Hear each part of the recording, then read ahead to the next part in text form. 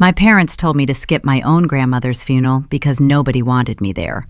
They said my habit of asking questions would just make the catering staff uncomfortable and ruin the family photos.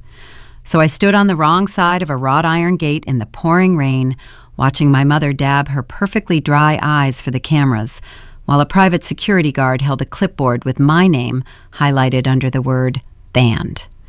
What they did not know was that my grandmother had called me from a borrowed phone the night before she died, and what happened 2 days later in a Wall Street boardroom tore our entire family dynasty down to the studs. Welcome back to Edana Told Stories, where the people who treat you like a problem learn exactly how good you are at solving them. If a family member has ever locked you out of something you deserved, drop your age in the comments and hit subscribe because this one earns it. Now let me take you to the gates of the Hamptons estate, where my father handed me an exile and called it peace. The rain drummed a cold, steady rhythm against my collarbone. I wore a tailored white suit, the exact one I had purchased weeks ago when my grandmother first went into hospice. The fabric was dampening at the shoulders, the chill seeping through the lining, but I did not walk back to my car. I stood on the wet asphalt just beyond the property line, gripping the cold iron bars of the main gate. 100 yards down the manicured gravel drive, the black umbrellas clustered like a bruise against the green lawn. Even from this distance, I could read the posture of the people standing around the grave. My mother, Sylvia, leaned into the shoulder of a state senator, her face tilted downward at the precise angle required to look tragic but elegant. Beside her stood my father, Richard. He kept his hands clasped behind his back, his chin raised, playing the role of the burdened heir, taking on the mantle of the Jones luxury brokerage. Neither of them looked toward the gates. They had paid a man in a dark slicker $50 an hour to ensure I stayed off the grass. It is a matter of optics, Anna, my father had told me on a brief, clipped phone call the previous evening. You lack the grace required for these gatherings. You do not smile for the society columns, and you insist on wearing that clinical expression everywhere you go. Your presence would only create tension. Stay in Manhattan. We will send you an urn of ashes if you insist on participating. Optics, the sole currency my family traded in. I am a forensic accountant. My daily life consists of tracking ledgers, identifying hidden liabilities, and pulling apart the financial facades people build to hide their rot. To my parents, this was a sterile, working-class obsession. In their world, if a house had a crumbling foundation, you did not fix the concrete. You simply bought better lighting and sold it to someone else before the floor gave out. My refusal to be a decorative, silent asset had earned me a quiet exile long before my grandmother passed away. I leaned against the iron, ignoring the water running down my neck. I pulled my phone from my pocket. The screen glowed faintly in the overcast gloom. My thumb hovered over my saved audio files, and I pressed play on a voicemail for the 12th time that morning. I held the speaker tight against my ear to drown out the sound of the rain. The audio crackled. It was laced with static and the distinct, shallow breathing of a woman running out of time. Beatrice had called me at 2 a.m, mere hours before the hospital officially declared her dead of a sudden stroke. "Anna," the frail voice whispered. It was stripped of its usual commanding resonance. "They are watching the doors." Richard took my phone. I borrowed a night nurse's. "You have to find it, Anna, before they do." A sharp intake of breath hissed through the speaker. The brass ledger, she gasped. He thinks he won, but he does not know. A coughing fit interrupted the recording, followed by the heavy clatter of the phone dropping, and then the line went dead. I locked my screen and slipped the phone back into my pocket. My grandmother was a sharp, unsentimental woman. If she said she was being watched, she was being watched. If Richard had confiscated her phone, it meant my father was terrified of who she might contact. Last week, Richard had produced a sudden medical proxy, a document declaring Beatrice legally incompetent due to rapid onset dementia. It was a neat, convenient piece of paper that isolated the matriarch from her own bank accounts and her outside family. I had been preparing to fight the proxy in court, building a timeline of her lucidity, but death had outpaced the legal system. I looked back through the iron gates. The funeral procession was beginning to disperse. The umbrellas separated, moving toward the grand house for the catered reception. My parents were shaking hands, their shoulders relaxing. They were secure in the belief that they had finally buried their only obstacle. They had locked me out of the grief, assuming I would simply drive back to the city and bury myself in my spreadsheets. They assumed I was just a calculator. They forgot that calculators do not forgive errors. A low hum cut through the sound of the storm. I turned as a sleek, unmarked black town car glided to a halt along the wet shoulder of the road, pulling up directly behind my parked sedan. The engine idled softly, the tires hissing against the wet pavement. The driver's side door opened. A man in a dark trench coat stepped out, ignoring the downpour. He did not rush. He approached me with deliberate, measured steps, reaching into the inner breast pocket of his coat. He did not ask for my name or check a clipboard. He simply extended a thick, cream-colored envelope. It was heavy stock paper, the kind that costs more per sheet than most people make in an hour. Pressed into the center of the flap was a deep crimson wax seal stamped with a crest I recognized immediately. "Ms. Jones," the courier said. His voice was flat, betraying no curiosity about the woman standing in the rain outside a funeral. "From the office of Victor Harrison." I took the envelope. The paper was dry and rigid. Victor Harrison was my grandmother's estate attorney. He was a notoriously ruthless Wall Street fixture who despised my father almost as much as my father despised accountability. "Mr. Harrison is in the city," I noted, tracing the edge of the wax seal with my thumb. "He expects you in his boardroom in exactly 2 hours," the courier replied. He stepped back toward his vehicle, the rain beating on his shoulders. "He advised me to tell you that attendance is not optional and that you should not notify your parents of this summons." I watched the town car pull away, its taillights bleeding into the gray fog. I looked back at the estate one last time. The catering staff was carrying trays of champagne onto the covered veranda. Richard was laughing at something the senator said. I broke the wax seal, the brittle red flakes catching on my damp fingers. I slid a single sheet of heavy cardstock from the envelope. It contained a Manhattan address, a time, and a single sentence written in black ink. "The inheritance has terms." I slipped the paper into my pocket, turned my back on the estate, and walked toward my car. The rain felt a little less cold. My father thought he had closed the book on my grandmother today. He did not realize she had just handed me the pen. Victor Harrison occupied the 42nd floor of a glass monolith overlooking the New York Stock Exchange. The air inside his firm always carried the distinct scent of lemon polish, aged leather, and the kind of quiet power that dictated market trends. I stepped out of the private elevator, my white suit now dry but still holding the faint chill of the rain and the damp asphalt from the cemetery gates. The receptionist did not attempt to stop me. She simply nodded toward the heavy double doors at the end of the hallway. They were already cracked open, spilling the hushed, urgent murmurs of my family out onto the pristine carpet. Inside the mahogany-paneled boardroom, my relatives had arranged themselves like royalty, awaiting a coronation. My father sat at the head of the long conference table. His posture was relaxed, his custom-tailored suit immaculate, his hands resting flat against the polished wood. My mother sat directly to his right, sipping mineral water from a crystal glass. The performative grief she had displayed for the cameras an hour earlier had vanished from her face, replaced by a sharp, hungry anticipation. They were ready to divide an $80 million luxury real estate empire, and they believed the board was theirs to conquer. Across from them lounged my younger sister. Lauren was the family favorite, the protected asset who had never balanced a checkbook or held a job that did not involve shopping with corporate credit cards. She wore a black designer dress that looked ready for a fashion editorial rather than a funeral. I watched her fingers move as I stood in the doorway. She was mindlessly twirling a gold and pearl accessory pinned near her collar. I recognized the piece instantly. It was my grandmother's vintage Chanel brooch, an heirloom Beatrice had always kept locked inside a velvet case in her private dressing room. Lauren had not even waited for the earth to settle over the casket before picking the estate clean. I stepped into the room. The heavy oak door clicked shut behind me, the sound echoing like a gavel striking wood. The temperature in the room dropped. Richard stopped talking mid-sentence. Sylvia set her glass down so hard the ice rattled against the crystal.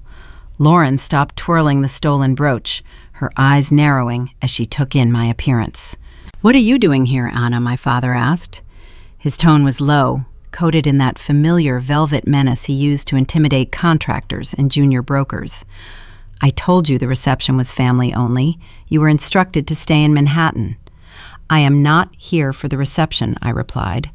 I pulled out a heavy leather chair at the opposite end of the table and sat down, keeping my posture perfectly straight.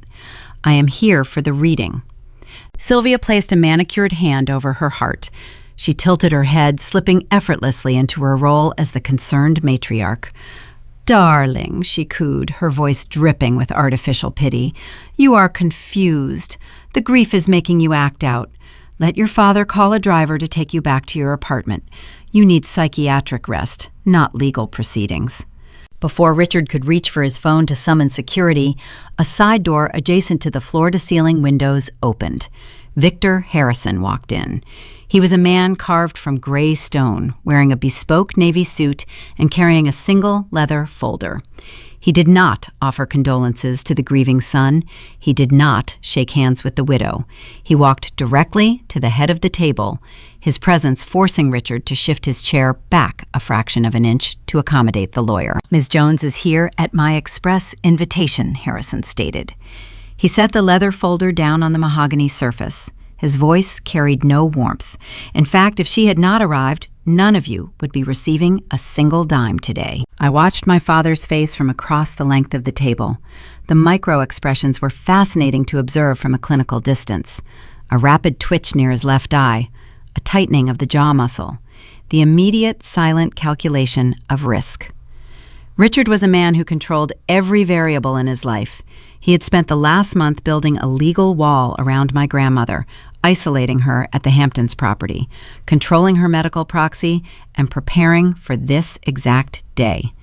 He firmly believed he owned the narrative. Harrison opened the folder. He did not pull out a thick stack of printed legal documents.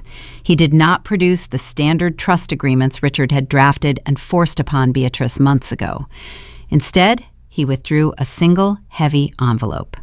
It was sealed with the exact same crimson wax that the courier had handed to me in the pouring rain. Victor Richard said, leaning forward. His charm was slipping, revealing the raw panic simmering underneath. "We have the finalized trust documents from October. There is no need for theatrics today. Just execute the standard transfers so my family can go home and mourn in peace." "The documents you drafted in October are void," Richard Harrison replied, not bothering to look up from the envelope. "Beatrice filed the superseding directive directly with my office 48 hours ago." Sylvia gasped, her hand flying to her throat.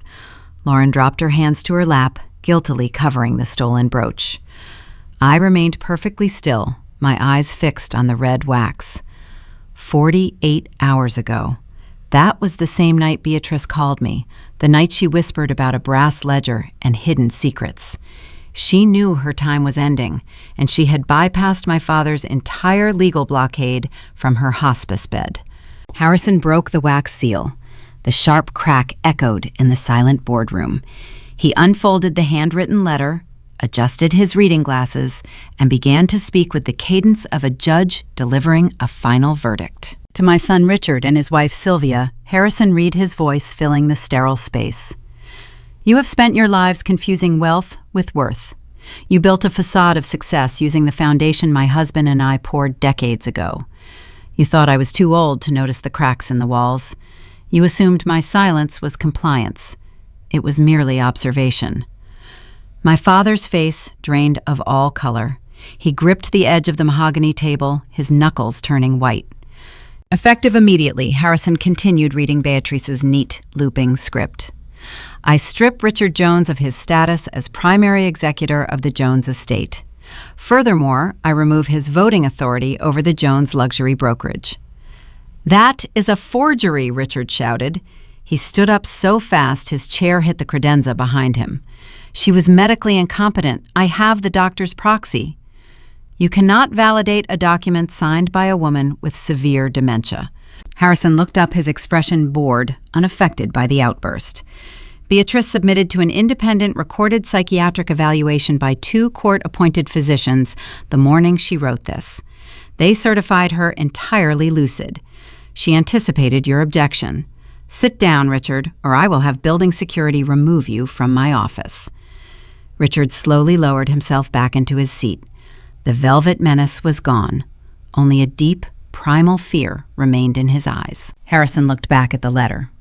I leave 51% of the voting shares and total executive control of the Jones Luxury Brokerage to my granddaughter, Annabella. The room stopped breathing. 51%. It was a controlling interest. In a single sentence, my grandmother had handed me the keys to the kingdom my parents had exiled me from. Lauren let out a sharp, indignant noise sounding like a child denied a toy. Sylvia covered her mouth, her eyes darting frantically between her husband and the lawyer. I stared at the polished wood of the table, feeling the invisible, crushing weight of the company settling onto my shoulders. But Harrison was not finished. He turned the page. However he read, his voice dropping a register. This transfer of power is conditional. I lifted my eyes. My father leaned forward, suddenly desperate, searching for any available loophole to exploit. Annabella is a forensic auditor, the letter continued.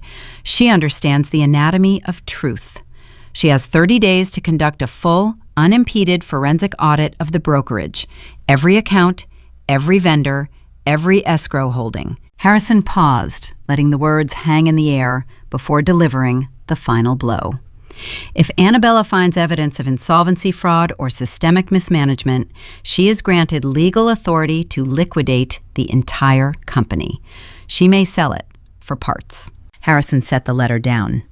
The silence in the boardroom was heavy thick with the sudden realization of what had just occurred. My grandmother had not just given me an inheritance. She had given me a weapon. I looked at my father. The man who had locked me out of the cemetery was now staring at the person holding the deed to his entire life. The 30-day clock had started. My family had spent years trying to destroy my reputation and keep me in the shadows.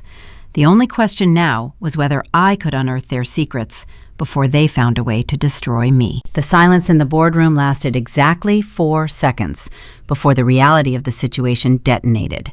Richard slammed both hands flat against the mahogany table.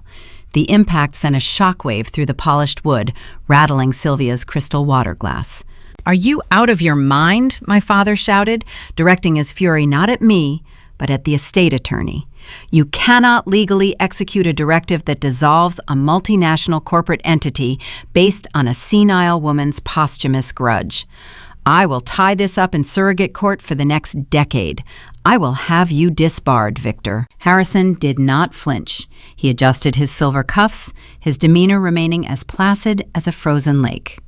"You are welcome to try," Richard, the lawyer, replied, his voice a quiet razor cutting through the shouting, "but the documents are ironclad. 2 independent psychiatric evaluations, a video-recorded deposition Beatrice provided to my firm the day before her hospitalization. The courts will uphold her final wishes. The shares belong to Annabella. The 30-day clock begins today." Richard turned his gaze toward me. The transition in his demeanor was terrifying to observe.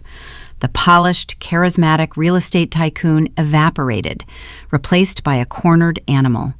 He rounded the corner of the long table, closing the distance between us with heavy, measured steps.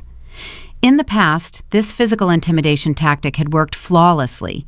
He used his height and his tailored presence to shrink opponents, forcing junior partners and rival developers to yield out of pure instinct. He stopped inches from my chair. He reached inside his jacket, pulled out a gold fountain pen, and tossed it onto the table in front of me. The metal clattered against the wood. "You are going to waive the executor designation right now," he demanded, leaning over me to block out the natural light from the windows. "You will sign a formal declination citing emotional instability. We will draft it right here. You do not have the stomach for this, Anna. You spend your days looking at spreadsheets in a cubicle. You have no idea how to run a real estate empire. and you certainly lack the fortitude to liquidate one. Sign the waiver and walk away, or I promise you, I will make the rest of your life a legal nightmare." I looked down at the gold pen. A decade ago, I might have picked it up. A decade ago, the weight of his disapproval would have crushed my resolve. But I was no longer a frightened teenager seeking validation from a man incapable of providing it. I was a senior forensic auditor. My entire career was built on dismantling complex corporate structures, finding the hidden rot, and exposing the architects. I shifted my gaze from the pen to the red wax seal resting on top of the handwritten letter. I reached out and traced my thumb over the heavy embossed crest. The wax was cool and rigid. It carried the physical weight of my grandmother's unbreakable trust. Beatrice had known exactly what she was doing. She knew Richard would try to bury her legacy in debt and deceit, and she chose the one person in the family immune to his charm. She chose the accountant. "I am not signing anything," I said, keeping my voice level and devoid of any emotional inflection. Sylvia abandoned her chair and hurried over, her heels clicking sharply against the floorboards. She placed a hand on my father's arm, attempting to project maternal warmth, but her eyes were cold and calculating. "Listen to your father, Anna," she pleaded, her tone thick with artificial concern. "This is too much pressure for you. We all know you have always struggled with anxiety. Taking on a corporate audit while grieving your grandmother is unhealthy. Let us carry this burden. We only want to protect you from the stress." Her performance was flawless, but it lacked substance. They did not want to protect me. They wanted to protect their bank accounts. I looked past my parents, searching for the one person in the room who was supposed to be my anchor. Julian sat in the chair next to mine. He had accompanied me to the lawyer's office to provide moral support. He was a brilliant tech entrepreneur, a man usually defined by his effortless confidence and sharp wit. But right now, Julian looked physically ill. His face was devoid of color, taking on an ashen grayish hue. A thin sheen of sweat coated his forehead, catching the glare of the overhead lights. His hands gripped the armrests of his chair so tightly that his knuckles protruded against his pale skin. He was staring at the table, refusing to make eye contact with me, with my parents, or with the attorney. His reaction was profoundly out of place. He should have been shocked by the inheritance, perhaps even excited by the prospect of my sudden authority. Instead, he looked like a man standing on a trap door, waiting for the lever to pull. I shifted my attention back to Richard. My father's chest was heaving. I studied the rigid lines around his mouth, the frantic darting of his pupils. This was not the standard arrogance of a man losing a business deal. This was survival panic. The desperation radiating from him was raw and visceral. He was not just afraid of losing control of the luxury brokerage. He was terrified of what I would find when I opened the books. "You have 29 days left, Richard," I stated, breaking the suffocating silence. I picked up his gold fountain pen and held it out to him. "I suggest you spend them preparing your ledgers rather than drafting waivers I will never sign. I formally accept the executor designation, Victor." Harrison gave a single, curt nod. "Let the record show the beneficiary accepts the terms." Richard snatched the pen from my hand. He did not yell. The time for performative anger had passed. He leaned down, his face inches from mine, and delivered a promise with lethal clarity. "You are playing a game you do not understand, Anna. You think you are invincible because you have a piece of paper. You have no idea what it costs to tear down your own blood. We are done here." He turned on his heel and strode toward the heavy double doors. Sylvia followed close behind, her mask of maternal concern dropping entirely, replaced by a sneer of pure disgust. Lauren pushed herself up from her chair, grabbing her designer handbag. She did not say a word to me. She merely shot me a look of profound hatred, her fingers brushing against the stolen Chanel brooch pinned to her dress, before trailing her parents out of the room. The heavy doors clicked shut, leaving only Victor, Harrison, Julian, and myself in the sprawling space.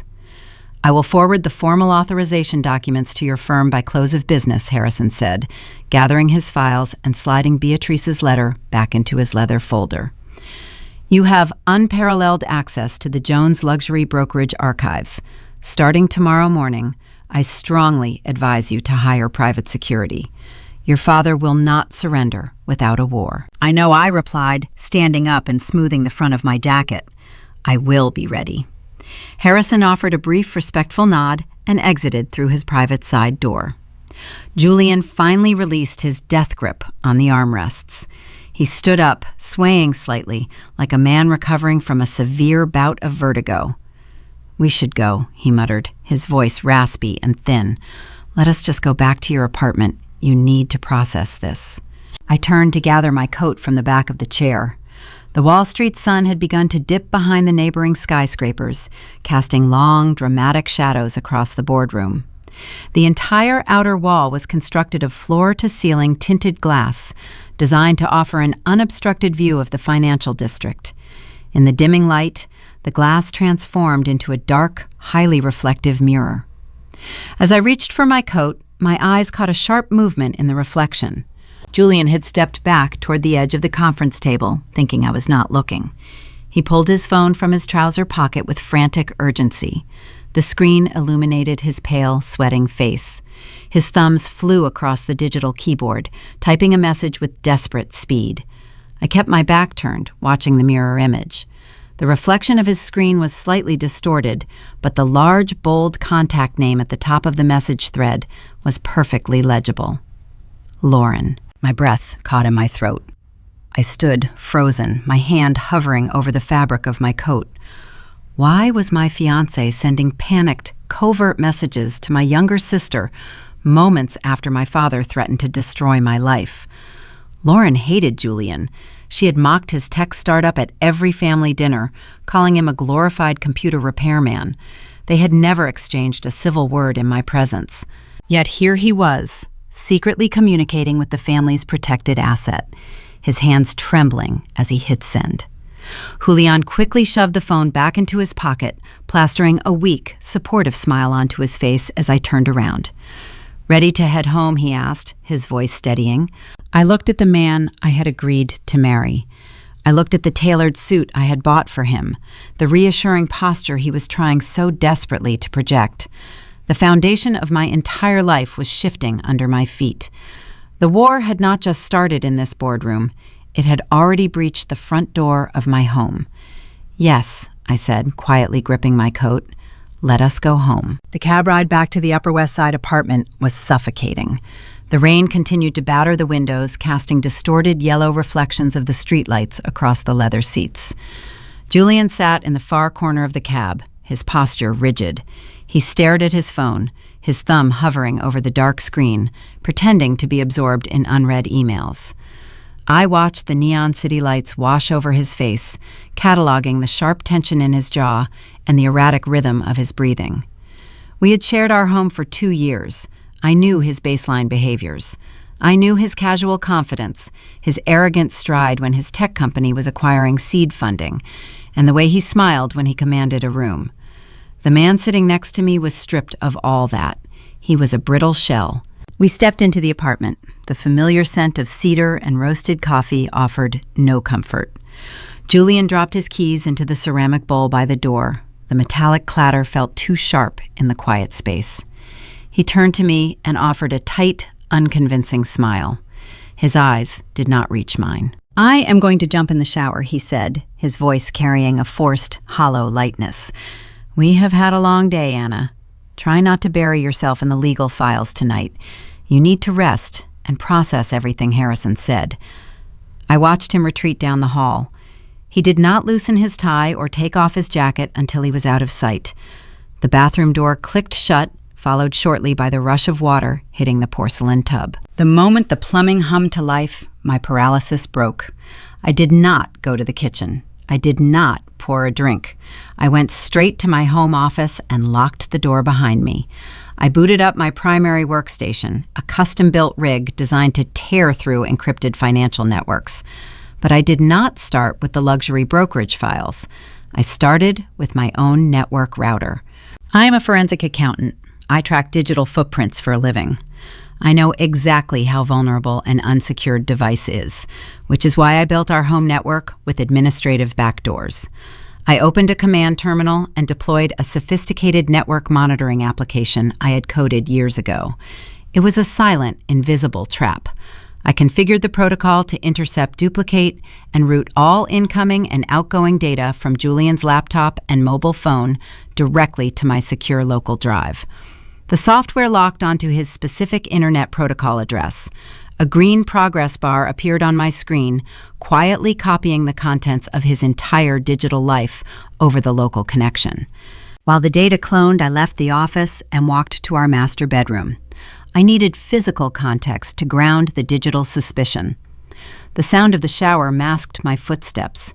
I opened his closet, running my hands along the inner pockets of his tailored jackets. I checked his leather travel bags. Finding nothing out of the ordinary, I opened the top drawer of his mahogany dresser. Tucked beneath a stack of neatly folded silk ties was a small, square box wrapped in a dark velvet ribbon. My fingers traced the velvet. I slipped the ribbon off and lifted the lid. Inside rested a pair of heavy, custom-engraved gold cufflinks. They were exquisite. They represented the kind of bespoke craftsmanship that required a personal invitation just to view the designer catalog. But it was not the jewelry that made my breath catch in my throat. It was the embossed logo stamped in gold leaf on the inside of the lid. A boutique on Madison Avenue. It was an ultra-exclusive jeweler that my sister Lauren visited religiously. Lauren spent her afternoons there sipping complimentary champagne and swiping my father's corporate credit cards. Julian wore off-the-rack suits. He prided himself on his accessible, humble, startup founder aesthetic. He could not afford these cufflinks.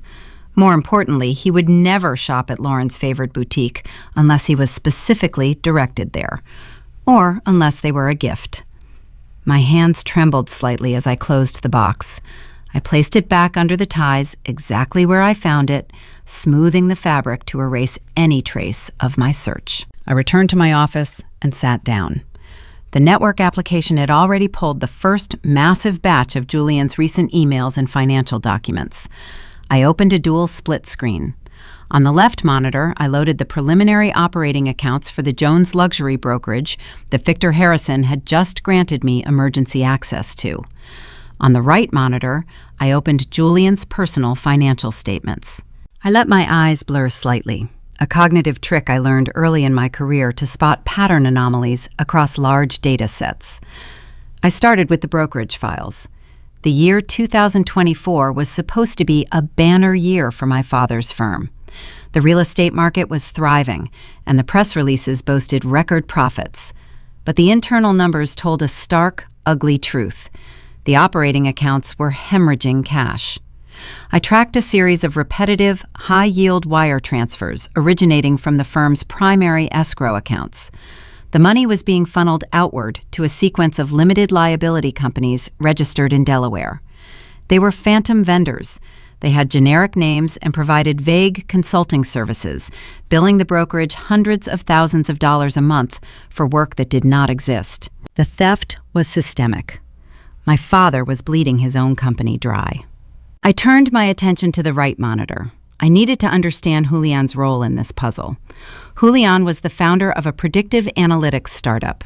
For the past year, he had assured me the company was entering its final funding round, promising a lucrative buyout that would secure our future. He worked late hours, took endless pacing conference calls, and projected the flawless image of a rising tech visionary. I decrypted his banking ledger.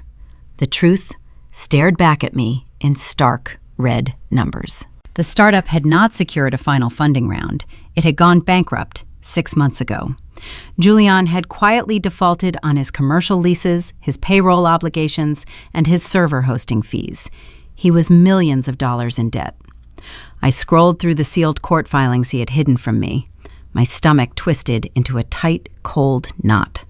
Then I found the singular transaction that explained the cold sweat he exhibited in the boardroom. 6 months ago, on the exact day Julian was scheduled to face a corporate bankruptcy judge, his crushing debt was suddenly purchased by an anonymous holding firm. I ran the holding firm's tax identification number through a public registry database. The firm traced back to a subsidiary shell company managed exclusively by Richard Jones. My father had bought Julian's debt. He had bailed out my fiancée, avoiding the public humiliation of a bankruptcy trial. But Richard never did anything out of generosity or familial duty. He dealt exclusively in leverage.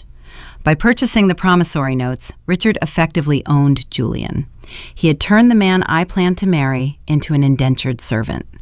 Julian was a mole planted inside my own apartment to monitor my movements, gauge my suspicions, and report back to the family. He was not accompanying me to the lawyer's office to provide moral support. He was there as my father's spy. The sound of the shower stopped. The sudden silence in the apartment felt heavier and more dangerous than the storm raging outside my window. I watched the progress bar on my screen slowly creeping toward completion. The digital trap was still copying the deepest encrypted layers of Julian's hard drive. The financial ruin, the secret debts, the Madison Avenue cufflinks. It was a devastating, pathetic portrait of a man drowning in his own ego. Julian was weak, vain, and desperate to maintain the illusion of success. He was the perfect, malleable target for a predator like my father. Wet footsteps echoed down the hallway. Julian was walking toward the kitchen, completely oblivious to the fact that his entire secret life was currently downloading onto my secure server. I closed the financial windows, leaving only the loading screen visible in the dark room. The realization settled into my chest, cold and precise. Julian lacked the intellect and the nerve to orchestrate a financial conspiracy of this magnitude. He was terrified in the boardroom because he knew the forensic audit would expose his failure and his betrayal. He was just a desperate pawn, manipulated by money and the fear of exposure. But as a new hidden folder titled Hampton's Equity suddenly appeared in the download queue, a chilling question surfaced. If Julian did not architect this nightmare, who is truly moving the pieces? The loading screen on my secondary monitor blinked, signaling the end of the data extraction from Julian's devices. I reached for the encrypted flash drive to secure the files. Before my fingers could brush the metal casing, 3 sharp knocks echoed through the apartment. The sound was hard, rhythmic, and demanding. It cut through the ambient noise of the city, rain beating against the living room glass. Julian emerged from the kitchen holding a towel. His hair was damp, and he wore a strained expression. "Are we expecting someone?" he asked, his voice pitching half an octave higher than usual. I did not answer. I pushed my chair back from the desk, the wheels rolling silently over the hardwood floor. I walked down the narrow hallway toward the front door. I checked the digital peephole monitor. A man stood in the corridor. He wore a saturated yellow raincoat over a cheap gray suit. He held a thick manila envelope wrapped in clear plastic to protect it from the weather. I unlocked the deadbolt and pulled the door open. The stale, recycled air of the apartment hallway swept inside. "Annabella Jones," the man asked. He did not look up from a small digital tablet in his hand. "Yes," I replied. "You have been served." He shoved the plastic-wrapped package into my hands, tapped his screen twice, and turned toward the elevator without waiting for a response. I closed the door and stripped the plastic away. The manila envelope bore the official seal of the New York State Supreme Court. My heart beat a slow, heavy cadence against my ribs. I pulled the documents free. The top page was a preliminary injunction order signed by a sitting judge just 20 minutes prior. Richard had not wasted a single second after storming out of the Wall Street boardroom. I scanned the legal jargon, bypassing the boilerplate text, to locate the foundation of the filing. My father was petitioning for an emergency freeze on the estate and an immediate suspension of my executive authority. His grounds were not based on my professional qualifications. He was using the fabricated medical proxy. The filing argued that Beatrice lacked the cognitive capacity to alter her estate plan, citing severe, rapid-onset dementia. He included sworn affidavits from 2 private physicians he kept on his payroll. The injunction effectively halted the 30-day audit window. It legally barred me from accessing any corporate resources until a full competency hearing could be scheduled. In the New York court system, that delay could take months. Richard was buying time to erase his crimes. I dropped the papers onto the entry table and ran back to my office. Julian followed closely behind me, his bare feet slapping against the floorboards. "What is it, Anna?" he asked, feigning ignorance with practiced ease. "What did they send?" I ignored his performance. I dropped into my desk chair and turned toward the primary monitor, where the Jones Luxury Brokerage operating accounts were displayed.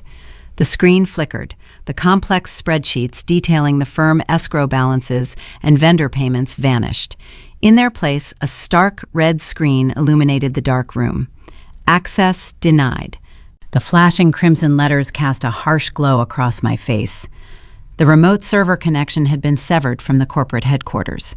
Richard had already ordered the information technology department to lock my credentials. I typed a sequence of override commands into the terminal, attempting to bypass the firewall through a secondary administrative portal I had established earlier that afternoon. The terminal returned an error code. They had severed the external network nodes entirely. The digital vault was sealed tight. "This cannot be happening," Julian said, stepping up behind my chair. He placed a hand on my shoulder. His palm felt clammy. "Your father is overreacting. We should call a lawyer in the morning and see if we can reason with him." My spine stiffened at his touch. My skin crawled beneath the fabric of my shirt. I knew the truth hidden behind his soothing tone. He was relieved. The server lockout meant his own financial ruin remained hidden in the dark safe from the blinding light of a forensic audit. He believed the danger had passed.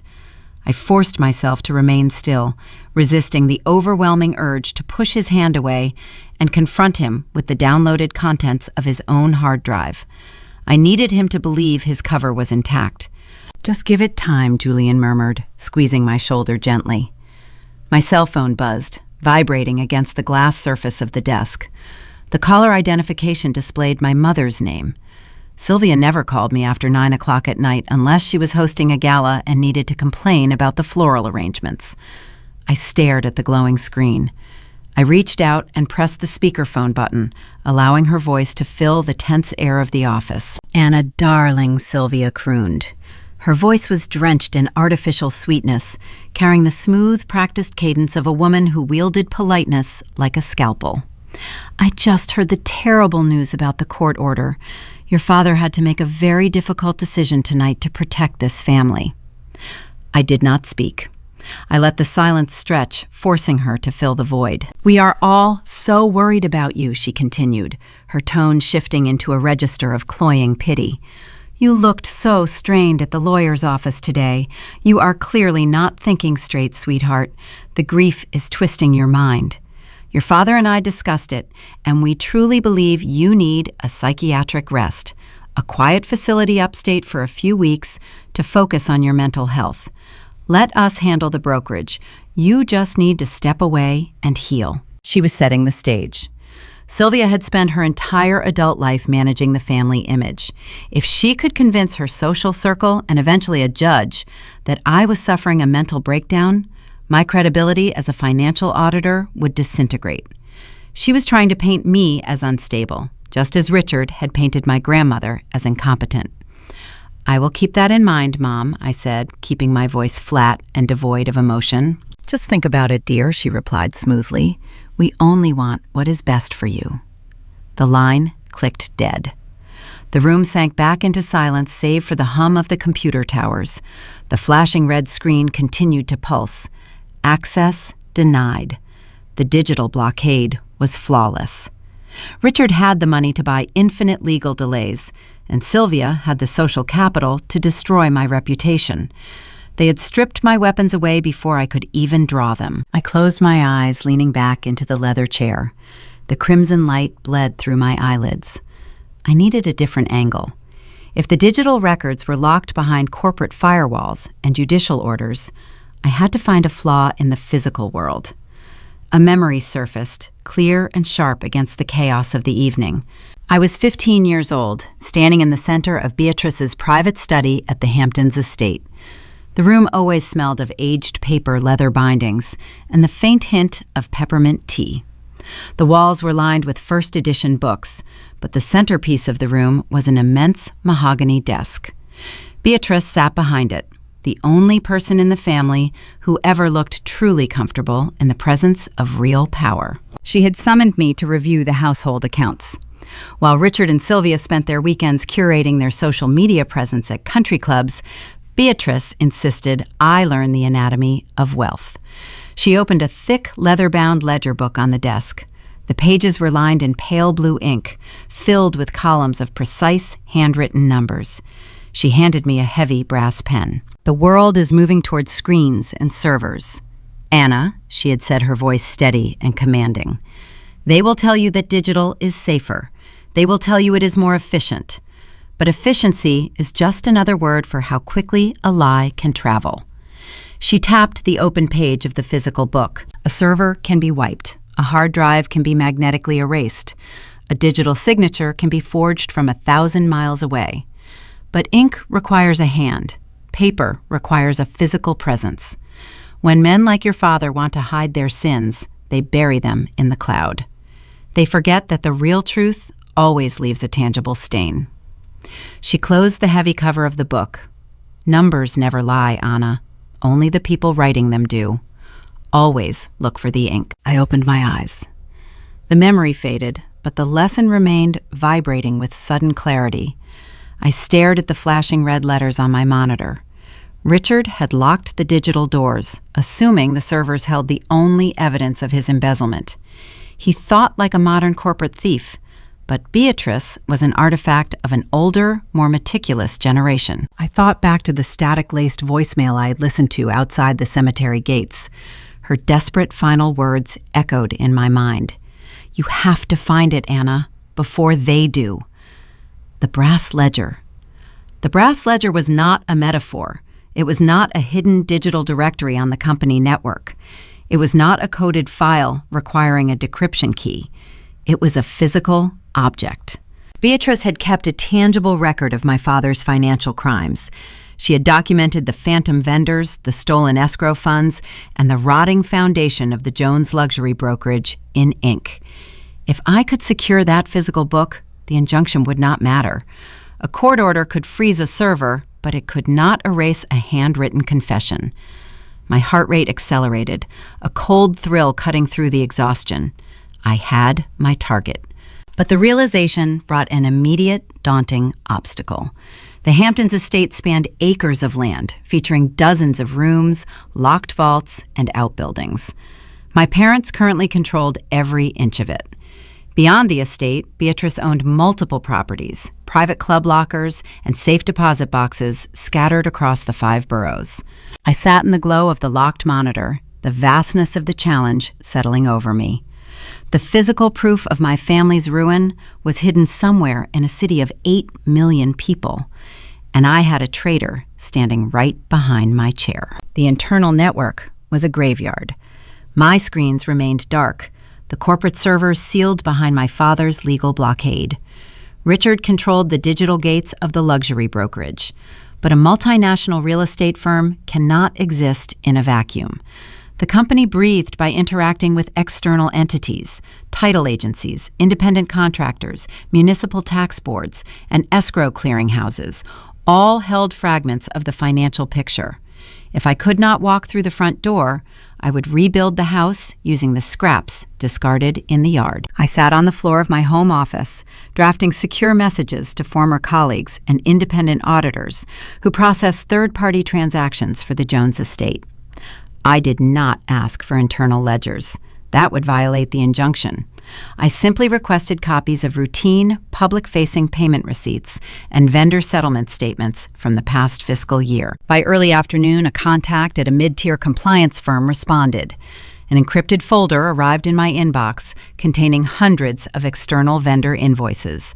I uploaded the raw data into a comparative analysis program I had coded during my early career. The software was designed to cross-reference outgoing payments against registered corporate tax identities, flagging any anomalies in billing sequences. I went to the kitchen, poured a cup of black coffee, and returned just as the program chimed. A glaring discrepancy illuminated the monitor. It was not a subtle accounting error. It was a gaping hole. $2 million had been siphoned from the primary operational accounts over an 8-month period. The target destination was a consulting firm listed as Apex Strategic Solutions. I clicked on the embedded routing file. It opened instantly. There were no dummy layers, no offshore banking shields, no complex laundering structures to untangle. It was entirely unencrypted. I leaned closer to the screen, the steam from my coffee rising in the cool air of the office. Richard spent decades insulating his wealth using intricate, ironclad legal protections. He fired accountants for misplacing paper clips. He would never leave a direct, unsecured paper trail for $2 million sitting in plain sight. The theft was insulting in its simplicity. I examined the billing address associated with Apex Strategic Solutions. It was a residential designation, a small second-floor walk-up in a gentrifying Brooklyn neighborhood. I stared at the street name and the building number. My pulse slowed to a cold, steady thud. I recognized the address. It was the exact apartment Julian rented during his graduate studies. The pieces snapped together with mechanical precision. This was a sacrificial lamb. Richard knew my reputation. He knew a medical proxy would only stall my investigation, not stop it entirely. He deliberately planted a highly visible, easily traceable theft on the books, tying the stolen funds directly to the man sleeping down the hall from me. The strategy was brutally elegant. I would inevitably find the missing $2 million. I would trace it to my fiancé. I would confront Julian, expose his dummy corporation, and assume I had solved the grand corporate mystery. Satisfied with my own cleverness, I would present my findings, close the audit, and miss the true financial ruin festering beneath the floorboards. My father was perfectly willing to feed Julian to the federal authorities if it meant protecting his own larger, darker secrets. The $2 million was just diversionary bait. I needed to test the depth of Julian's complicity. I closed the laptop and walked to the kitchen to prepare dinner. I chose a complex recipe, searing salmon and roasting asparagus, letting the mundane domestic routine ground my racing thoughts. The scent of garlic and bright citrus filled the apartment, creating a surreal contrast against the backdrop of corporate fraud. Julian emerged from the guest bedroom an hour later. He wore dark denim and a crisp shirt, projecting a casual ease that felt painfully rehearsed. He sat across from me at the kitchen island, swirling a glass of dark red wine, pretending the suffocating tension from the previous night had evaporated into the city rain. "This looks incredible," he said, his voice smooth and untroubled. "You always know how to decompress after a stressful week." I cut a piece of fish, keeping my gaze focused on my plate. "Do you ever miss Brooklyn?" I asked. His fork hovered an inch from his mouth. The casual facade slipped for a fraction of a second. "Brooklyn," he repeated, swallowing carefully. "Why would you ask about that?" "I was organizing some old digital files this afternoon," I replied, taking a slow sip of water. "An old address of yours popped up. It made me nostalgic for the days before your startup launched, when you lived in that walk-up." His posture stiffened. The muscles in his neck pulled tight. "I do not miss the walk-up, Anna. We have a good life right here." It was a small space, I noted, tracing the rim of my glass. "You never established a business registry at that address, did you? Say, a consulting firm." The color drained from his face. His knuckles turned white as he gripped the stem of his wine glass. He set it down on the marble counter with a sharp clink. The manufactured charm vanished, replaced by a sudden defensive hostility. "Are you interrogating me over dinner?" he demanded. The pitch of his voice rose, harsh and erratic. "Is this what your mother meant?" I kept my expression entirely neutral. What did my mother mean? Julian stood up, pushing his stool back so hard it scraped against the floor. "You are obsessed, Anna. Your father locks you out of the corporate servers, and suddenly you are looking for conspiracies in my graduate school apartment. You are projecting your toxic family drama onto me. It is paranoid. You are acting paranoid." He was echoing Sylvia's exact narrative. The psychiatric rest, the mental instability. He was trying to gaslight me in my own kitchen, using my mother's psychological warfare tactics to cover his own tracks. He did not know that I had already downloaded his hard drive. He did not know I had seen the bankruptcy filings, or the Madison Avenue cufflinks. He thought he could manipulate my reality by simply raising his voice and calling me crazy. "I do not think asking about a consulting firm is paranoid," I said softly. "You need help," he snapped, grabbing his jacket from the back of the chair. "I am going for a walk. I cannot deal with this erratic behavior right now." I watched him storm out of the apartment. The heavy front door slammed shut, vibrating the framed photographs hanging on the entry wall. I did not chase him. I sat at the island, eating my dinner in the quiet, empty kitchen. He had confirmed everything I needed to know. He was terrified he was guilty, and he was working directly from my parents' playbook. I slept in the master bedroom alone that night, the door locked from the inside. The next morning, the sunlight cut harshly through the window blinds. I woke up to the sound of my phone vibrating relentlessly against the nightstand. There were 14 missed calls from various former colleagues and independent clients. I opened my notifications. A link had been forwarded to me by a trusted associate. It directed me to a prominent New York Society column, a digital publication read by every wealthy investor and socialite in the state. The headline was vague but lethal. The article was a blind item, a piece of gossip published without naming the subjects directly, yet containing enough specific details to make the identities unmistakable. It described a tragic situation involving a legacy real estate dynasty currently mourning the loss of their beloved matriarch. The column detailed how the grieving family was being terrorized by a deranged, greedy granddaughter. The piece claimed this young woman was suffering from a severe psychological break, demanding control of the corporate empire and harassing her own family members for unearned wealth. It quoted an anonymous source close to the parents, expressing deep sorrow over the granddaughter's erratic, destructive behavior. I stared at the glowing screen. The words were a calculated assassination of my professional character. My high-end accounting clients relied on my discretion, my stability, and my flawless judgment. This article painted me as an unpredictable liability. Sylvia had executed her threat. She had taken the private narrative of my supposed mental breakdown and broadcast it to the entire financial sector. The family was using their immense social capital to systematically silence me, destroying my reputation before I could ever present my findings to a judge. I set the phone down on the mattress. The isolation was profound. My parents had locked the servers bought my fiancé and poisoned my professional network. They believed they had severed every lifeline I possessed. But as I looked across the room, my thoughts drifted away from the digital smear campaign and returned to the physical world. I thought about ink on paper. I thought about a safe deposit box holding a tangible confession. How far would my family go to stop me from finding the truth? The answer was clear. They would burn my entire life to the ground. I just had to find the matches before they struck the final blow. The fallout from the blind item arrived before the morning sun fully crested the Manhattan skyline. My business phone rang with a relentless urgency. I had spent 7 years building a boutique forensic accounting firm from the ground up. I never leveraged the family name to secure contracts. My client list consisted of high net worth individuals who valued discretion above all else.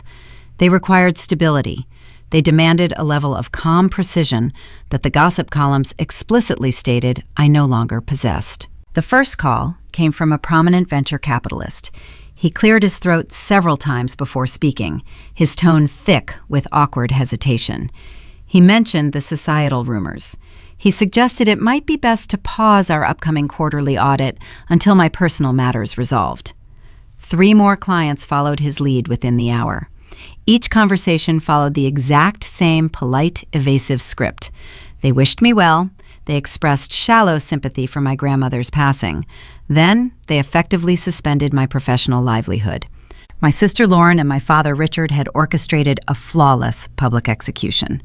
By planting the narrative of my mental instability, they stripped away my credibility.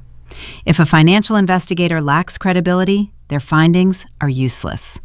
Even if I eventually presented a judge with undeniable proof of their fraud, opposing counsel would simply point to the society pages and dismiss me as a vindictive, unstable daughter nursing a family grudge. I needed caffeine to navigate the escalating disaster. I left my apartment and walked 2 blocks to the boutique coffee shop I visited every single morning. The Upper East Side operates on a very specific currency of recognition. For 3 years, the staff here had greeted me by name, memorizing my exact order. I pushed through the glass door. The warm scent of roasted espresso beans and baked pastries hit my senses. The morning rush was in full swing. Wealthy patrons stood in tailored coats waiting for their beverages. I stepped up to the counter. The lead barista, a young man who usually asked about my weekend plans, looked directly at me. His eyes darted quickly away. He did not smile. He did not offer his customary greeting. He turned his back, suddenly engrossed in wiping down an immaculate espresso machine. I stood there for a long moment, the silence wrapping around me like a heavy winter coat. A woman standing to my left, wearing a recognizable designer trench coat, casually shifted her weight, creating a deliberate physical distance between us. She cast a brief, sideways glance in my direction. The disdain in her expression was unmistakable. New York high society had received their marching orders. They close ranks around money and power with breathtaking speed. I was no longer a respected professional. I was a social contagion. I ordered my coffee from a junior trainee who avoided making eye contact. I took my paper cup and walked back onto the damp pavement. The cold air stung my cheeks. The physical isolation was profound, settling deep into my bones. By noon, the smear campaign escalated from anonymous gossip to a featured lifestyle editorial.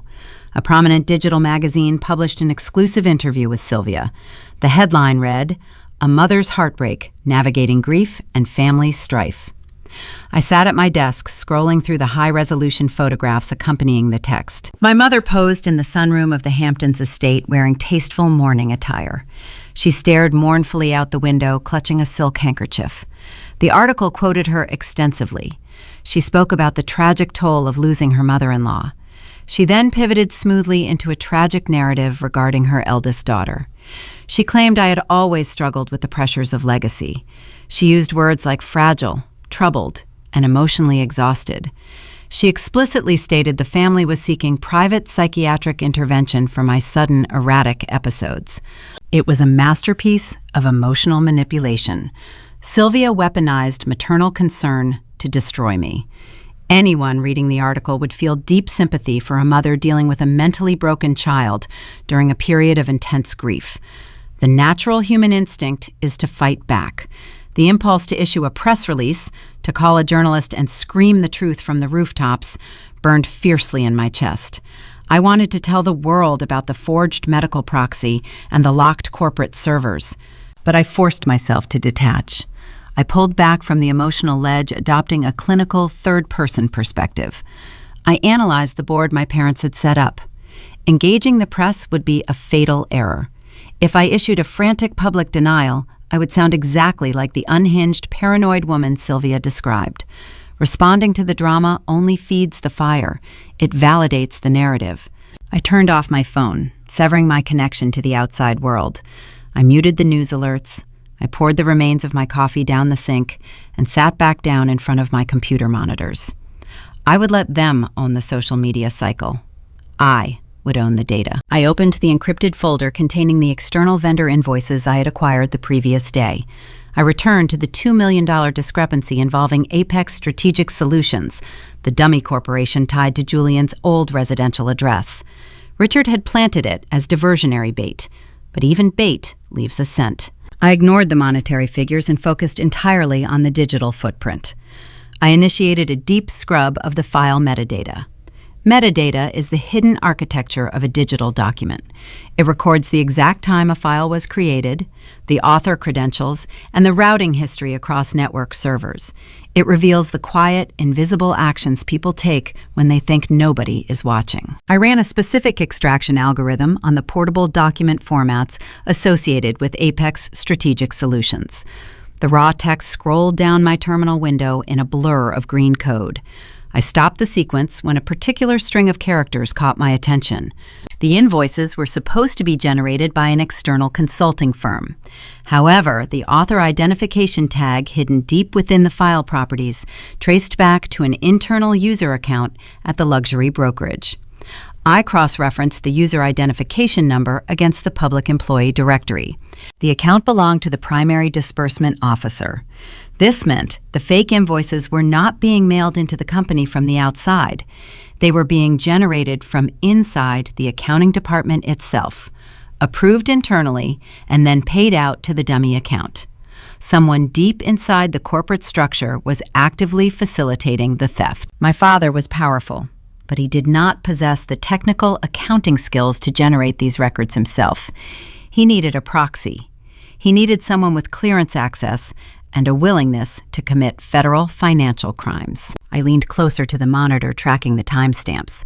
The fraudulent invoices were always generated on late Friday evenings, long after the regular administrative staff had gone home for the weekend. The perpetrator operated in the quiet hours, utilizing the empty office to mask their activity. I was preparing to run a secondary trace on the internal routing numbers when a sudden sharp chime echoed from my computer speakers. It was not a standard email notification.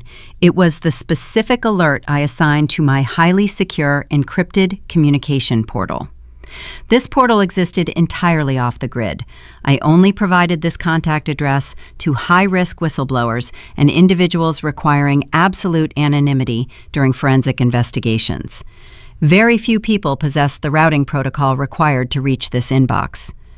A new message sat in the queue. The sender address was a randomly generated string of alphanumeric characters, completely untraceable. The subject line was empty. I ran a rapid virus scan on the incoming packet, ensuring it was not a digital trap designed to corrupt my local drives. The scan returned a clean result. I opened the message. There was no greeting. There was no explanatory text. The body of the email contained only a single attached file. It was a scanned image document. I downloaded the image and opened it on my secondary monitor. It was a bank ledger statement. The formatting matched the proprietary layout used by the premier financial institution that handled the escrow accounts for my father's company. However, the document was heavily redacted. Thick black bars of digital ink obscured the account holder names, the routing digits, and the final destination of the transferred funds. I studied the visible portions of the page. The dates aligned with the period shortly before Beatrice was forced into hospice care. The transaction descriptions were mostly routine, but one specific line item remained unredacted, sitting stark and clear against the white background. It was a wire transfer authorization. The amount was not $2 million. It was a figure so staggering it made the air in my home office feel thin. It was a singular transfer pulling $50 million out of the primary holding trust. Beside the staggering number was a specific transaction code. It was not a vendor payment. It was not a standard corporate disbursement. The code designated a collateral hold for a high-yield mortgage obligation. My breath caught in my throat. I traced the transaction code with my cursor. Someone inside the firm had just handed me a piece of a puzzle my father had spent months trying to destroy. Richard was not just skimming operating funds.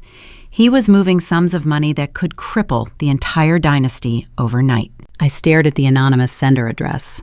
The luxury brokerage was a fortress of loyalty built on intimidation and fear. My father ruled his employees with an iron grip, rewarding compliance and destroying dissenters. Yet someone inside that building was risking federal prison and my father's wrath to send me this document. Who, inside the corrupt firm, was finally breaking rank? The glowing monitor cast a pale light across the dark walls of my home office. I stared at the single line of unredacted text on the whistleblower document. $50 million. It was a sum that defied casual corporate skimming. I needed to see the obscured information hidden beneath the thick black bars of digital ink. The sender had sent an image file rather than a standard portable document format likely to prevent easy text extraction. However, inexperienced whistleblowers often make mistakes when redacting images. They use layered drawing tools instead of flattening the file prior to transmission. I opened my dedicated forensic imaging software and imported the scanned bank statement. My fingers hovered over the keyboard as I executed a sequence of contrast inversion algorithms. I isolated the color channels, stripping away the upper graphical layers piece by piece. The dense black rectangles began to dissolve on the screen, fading into translucent gray shadows. Beneath those shadows, the original text emerged, pixel by pixel.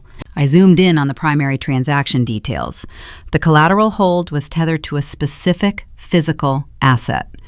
I read the property address listed under the encumbrance section. It was the historic Hamptons estate, my grandmother's prized sanctuary. My chest tightened as the true scope of the financial devastation crystallized. Richard had not merely siphoned operating capital to fund an extravagant lifestyle. He had secretly executed a secondary shadow mortgage against the foundational property of the entire Jones dynasty. He leveraged the estate to the maximum permissible threshold, pulling $50 million of liquid capital out of the stone and acreage. The narrative my parents projected to the world shattered in an instant. They were not wealthy elites guarding a vast fortune. They were entirely bankrupt. The luxury brokerage was an empty shell, a hollow facade, sustained solely by the capital extracted from my grandmother's home. If the real estate market fluctuated, or if the firm missed a single balloon payment on that hidden loan, the bank would foreclose. They would seize the estate, liquidate the corporate assets, and leave my parents destitute. The blinding desperation my father exhibited in the Wall Street boardroom finally made logical sense. His ruthless campaign to declare Beatrice incompetent, the rapid injunction to freeze my audit, the vicious social media smear orchestrated by Sylvia and Lauren. It was never just about preserving their pride. It was a frantic, primal struggle for survival.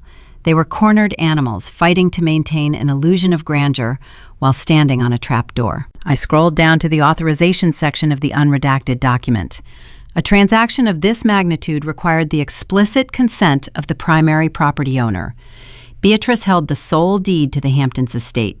She despised debt and never allowed a lien to be placed on her properties during her lifetime.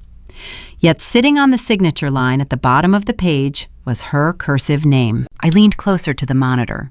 Something about the script felt wrong. The ink flow lacked the steady, practiced rhythm of a woman who had signed thousands of legal contracts. I opened the bottom drawer of my desk and pulled out a small stack of personal correspondence. I found a birthday card Beatrice had mailed to me 2 years ago. I placed the thick cardstock flat against the illuminated screen, aligning the real signature directly beside the digital scan. My grandmother's cursive was elegant and upright, defined by precise, sweeping curves. The signature on the shadow mortgage leaned forward, displaying a rushed, heavy-handed pressure. I focused on the capital letter B at the beginning of her name. Beatrice always looped the top curve smoothly. The forged document featured a sharp, jagged peak at the crest of the letter, an erratic slash of ink driven by impatient force. I recognized that jagged peak. I had seen it on countless report cards, birthday checks, and internal brokerage memos throughout my entire life. It was Richard's distinct handwriting. He had forged his own mother's signature to secure the fraudulent loan. The air in the room grew heavy as the legal implications settled over me. This discovery escalated the situation far beyond civil embezzlement or a standard corporate dispute. Forging a signature on a $50 million financial instrument constitutes severe federal wire fraud and bank fraud. Richard and Sylvia were not just facing bankruptcy, they were facing decades in a federal penitentiary. The moment the bank discovered the deception, the authorities would freeze every account associated with the Jones family. The estate would be seized immediately. My parents would lose their freedom, their status, and their home in a single devastating strike. This was the lethal secret Richard was protecting. This was the reason he bought Julian's debt, planted him inside my apartment, and deployed a public relations team to label me insane. I was holding the match that would incinerate their entire universe. I could not leave this evidence sitting on a digital server. If Richard sent a team to confiscate my electronic devices under the guise of the court injunction, the files could be wiped remotely. I needed tangible proof. I highlighted the unredacted mortgage document and hit the print command. The laser printer in the corner of my office hummed to life. The mechanical whirring sound provided a steady, grounding rhythm as the machine spat out 5 pages of crisp, warm paper.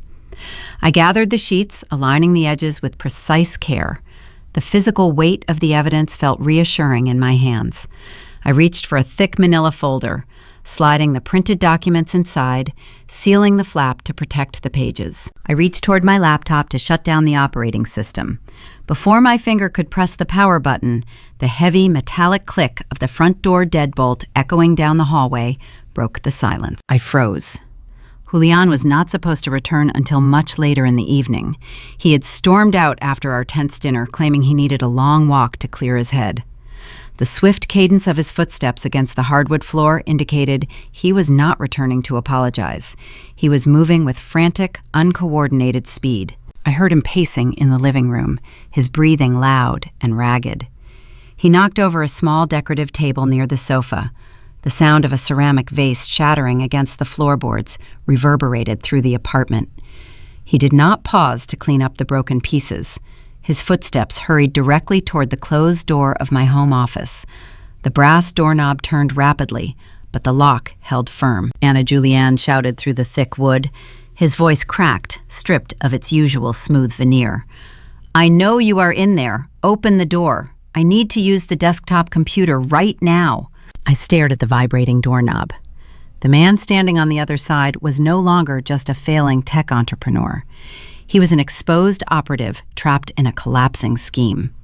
Richard had likely informed him about the whistleblower leak, ordering him to secure my network before I could unearth the federal fraud. I slipped the manila folder into the deepest drawer of my desk and locked it with a small silver key. I took a slow, silent breath, steadying my nerves. What is a cornered, blackmailed man willing to do to protect his secret? I was about to find out. The heavy brass doorknob rattled violently. Julian struck the thick wood paneling again. The aggressive thud echoed through the dark hallway of my sanctuary.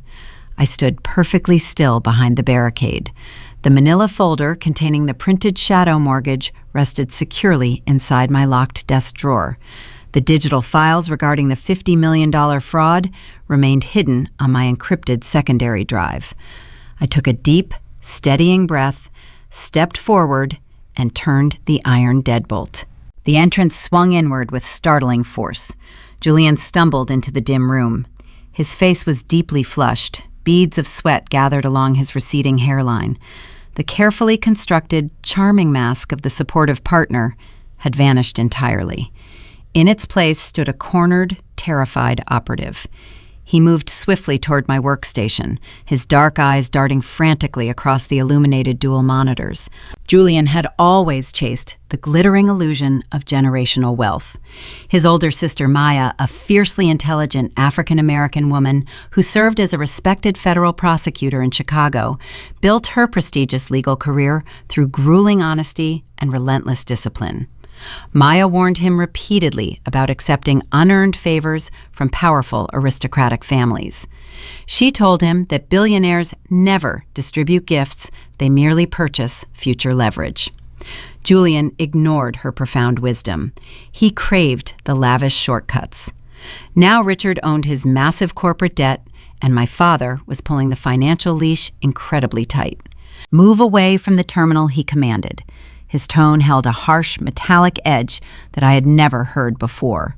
He lunged toward the central processor unit sitting beneath the mahogany desk.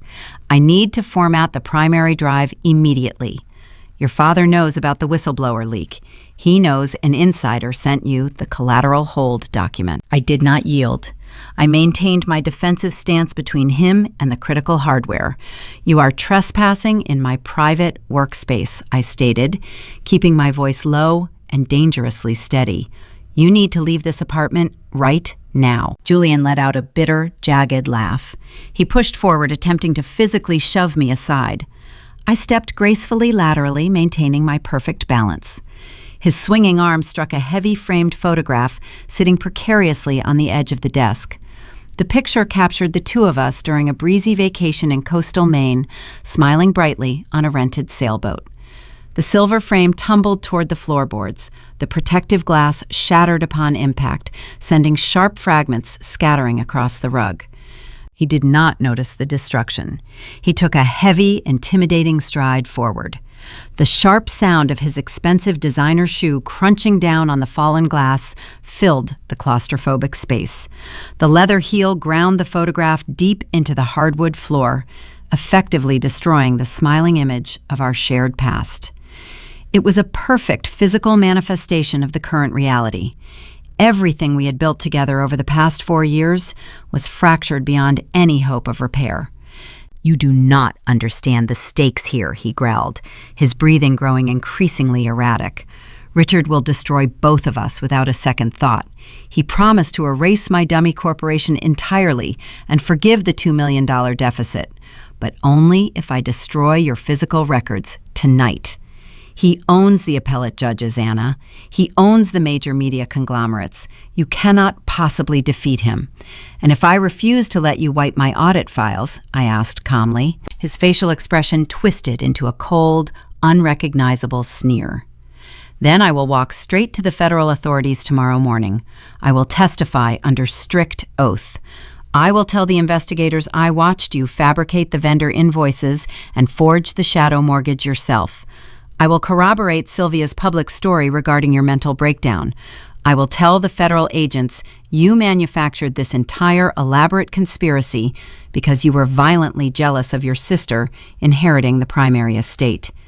Who do you think the jury will believe? The grieving fiancé, desperately trying to save his troubled partner? Or the woman already branded as clinically insane by the prominent society papers?" The malicious threat hung heavily in the cool air of the office. It was a devastating, perfectly calculated trap. My corrupt parents had supplied him with the ultimate legal weapon. He was fully prepared to perjure himself to ensure my long-term imprisonment. Instead of panicking, I felt a strange sense of absolute clarity wash over my mind. The lingering emotional tether connecting me to the man standing before me severed completely. He was merely an obstacle now. I took a slow, deliberate step backward, creating crucial physical distance between us. I reached into my trouser pocket and retrieved my cellular phone. Julian scoffed loudly. "Who are you going to call? The police department? They will arrest you for erratic behavior before they even begin to question my motives." I did not open the standard dialing application. I tapped a discreet blue icon hidden carefully on my secondary home screen. The application was a custom surveillance tool I designed years ago for complex corporate espionage cases. I firmly pressed the audio playback command. A crystal-clear audio recording instantly filled the quiet room. The high-fidelity speakers broadcast Julian's own panicked voice, captured mere seconds earlier. The audio played his explicit admission of guilt. It replayed his confession regarding Richard buying his startup debt. It broadcast his vicious threat to commit perjury. It documented the entire extortion attempt in undeniable, high-definition sound. The natural color instantly drained from his face. His mouth opened wide, but no coherent words emerged from his throat. "The hidden microphone array in this office is always active during my financial audits," I explained softly. "Every single threat you just made, every corporate crime you just confessed to on behalf of my father, is now securely uploaded to 3 independent cloud servers located far outside this jurisdiction. If you touch my computer, if you speak to a federal agent, or if you ever return to this property again, I will send this pristine audio file directly to the district attorney. You will spend the next decade rotting in a concrete cell, and Richard will not spend a single dollar to defend your case." He stared at me, his eyes wide, with absolute paralyzing horror. He finally realized he had walked directly into his own execution. The legal trap he thought he laid for me had snapped shut tightly around his own neck. He took a staggering step backward. His shoe scraped against the broken glass one final pathetic time.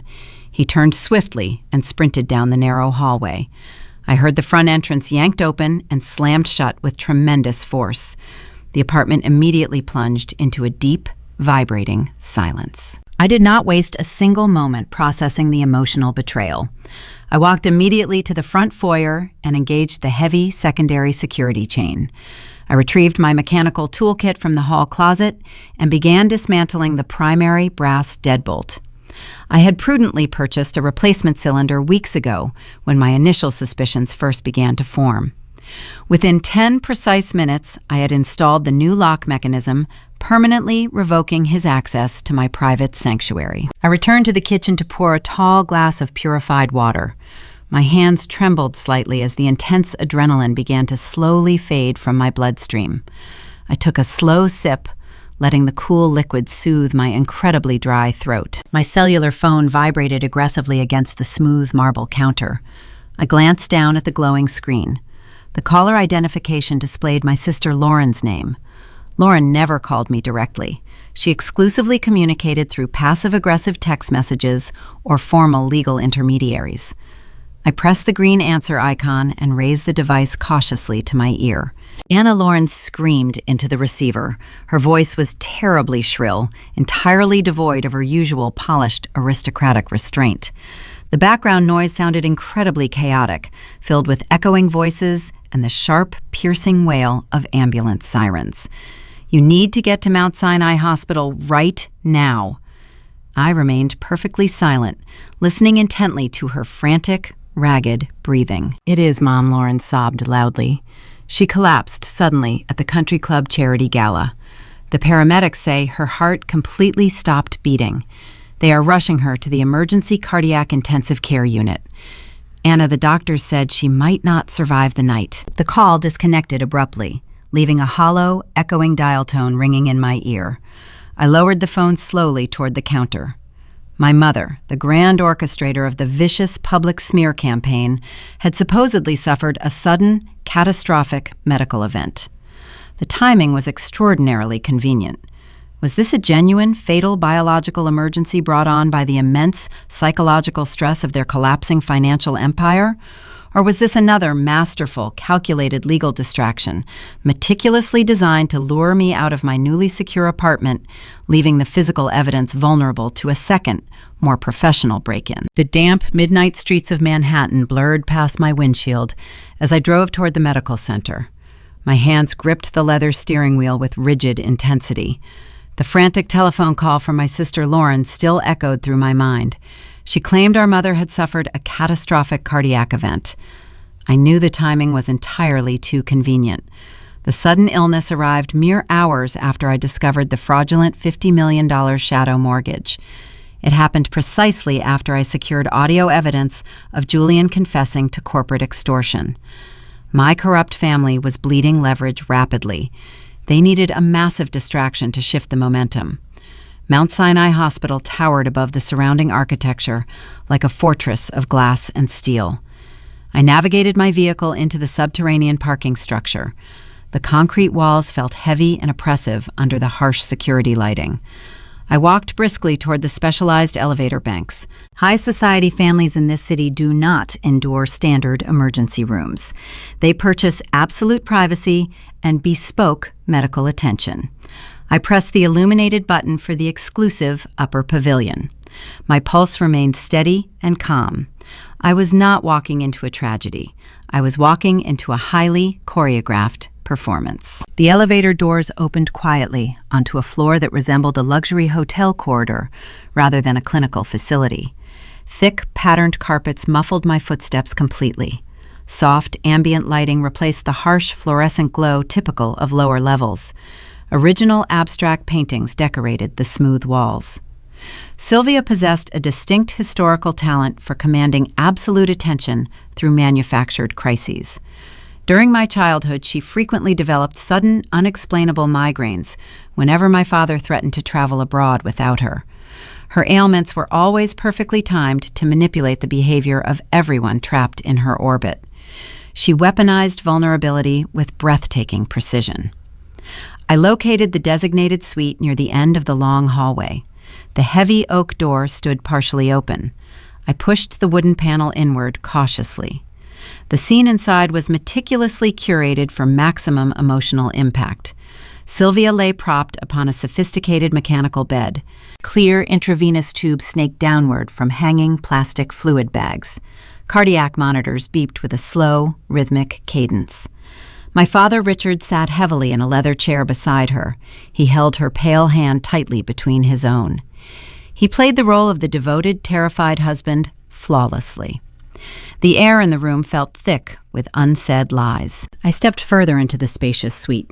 My analytical gaze drifted deliberately away from the flashing medical equipment. I scanned the immediate surroundings for anomalies.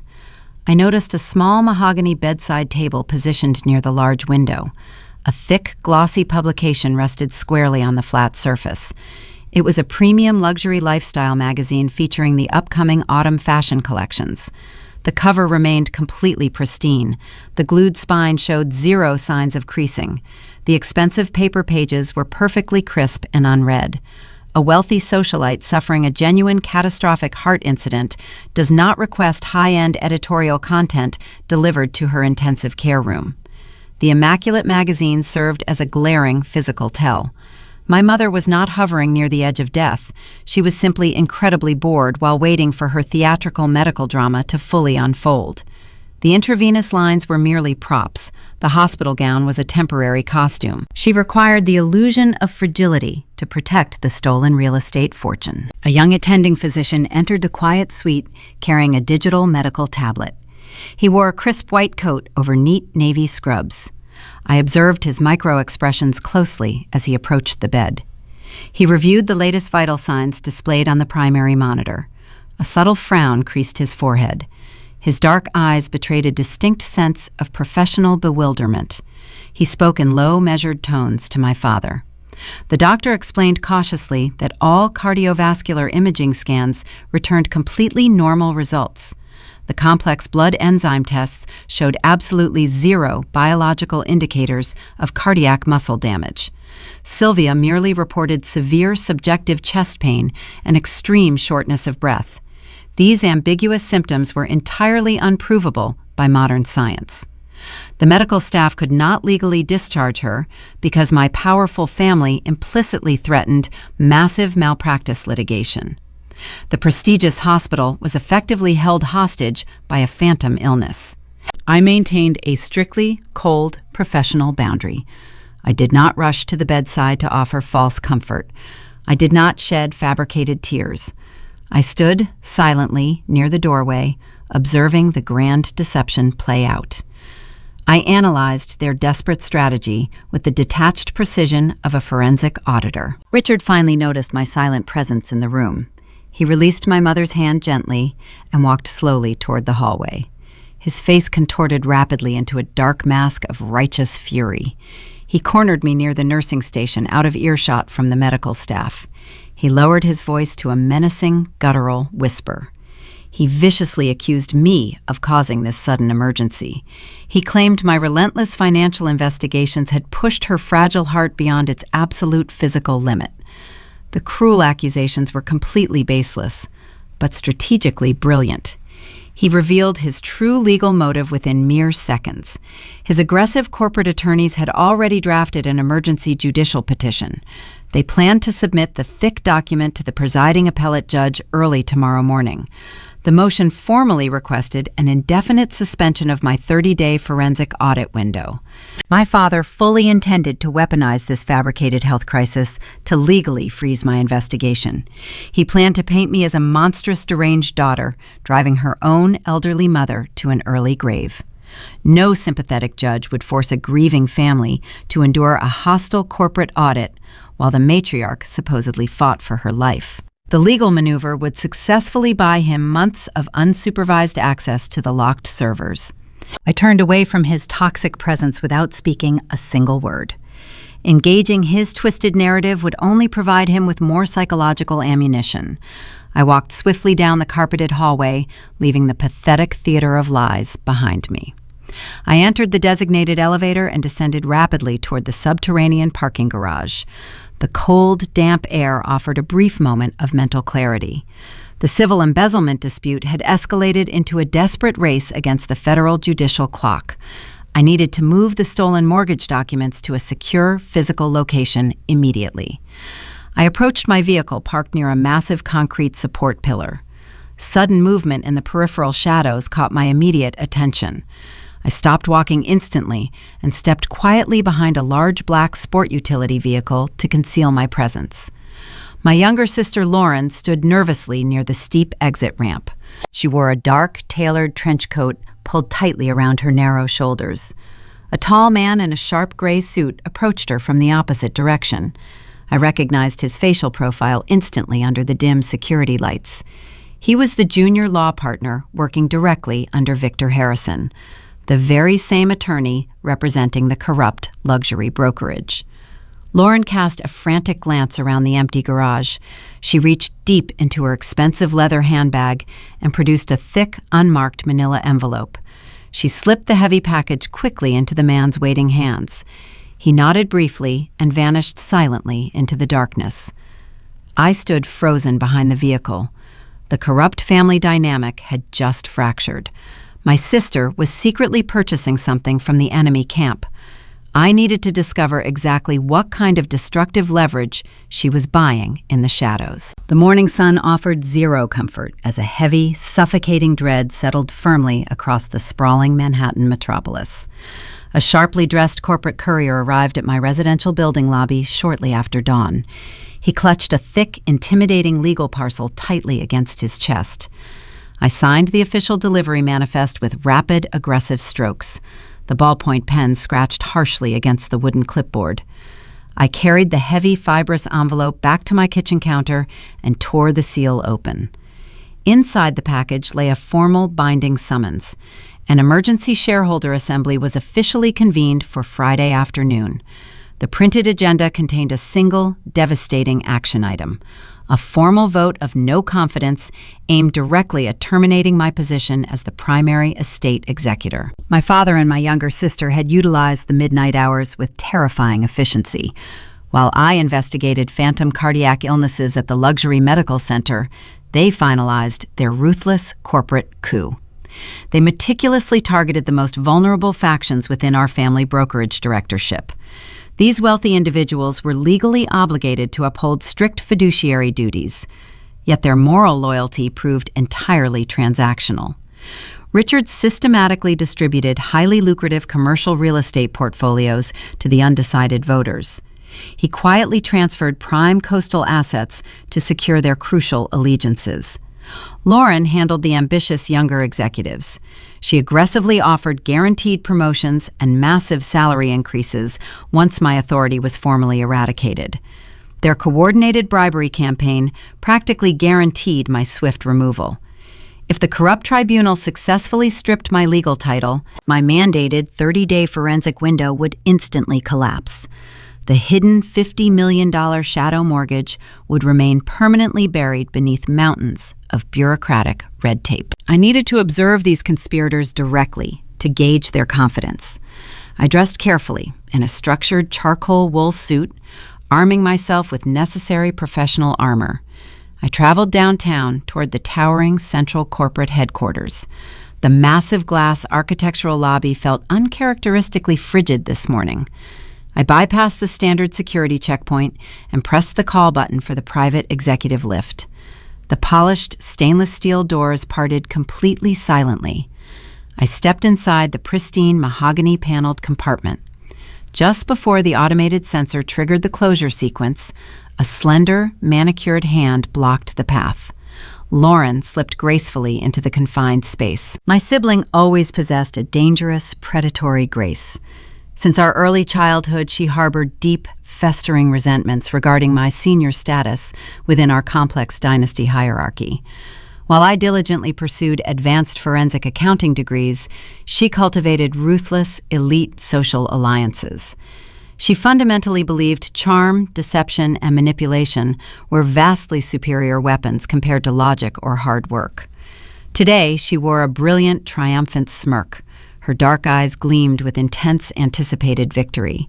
She stood perfectly upright, radiating an aura of total invincibility. The elevator began ascending rapidly toward the penthouse level. The enclosed cabin air grew incredibly thick and stagnant. Lauren casually reached upward, delicately adjusting the sharp collar of her expensive cream silk blouse. That simple, fluid movement released a sudden, distinct wave of invisible fragrance. My auditory and olfactory senses snapped into sharp focus immediately. It was an exceptionally rare boutique perfume.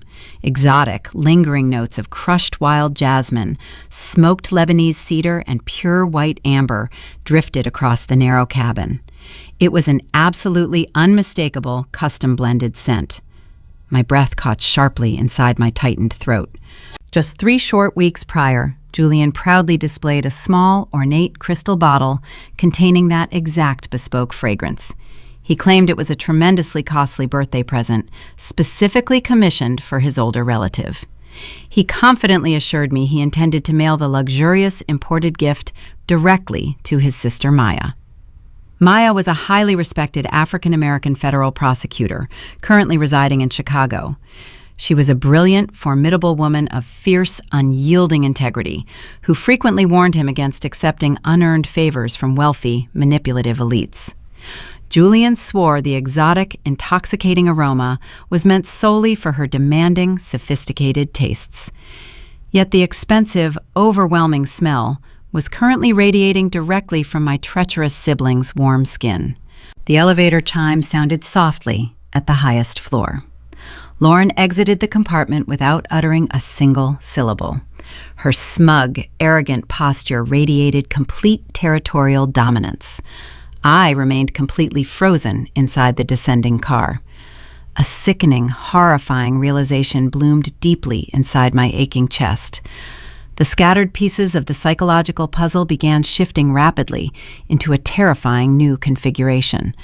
I rushed frantically back to my fortified home workspace.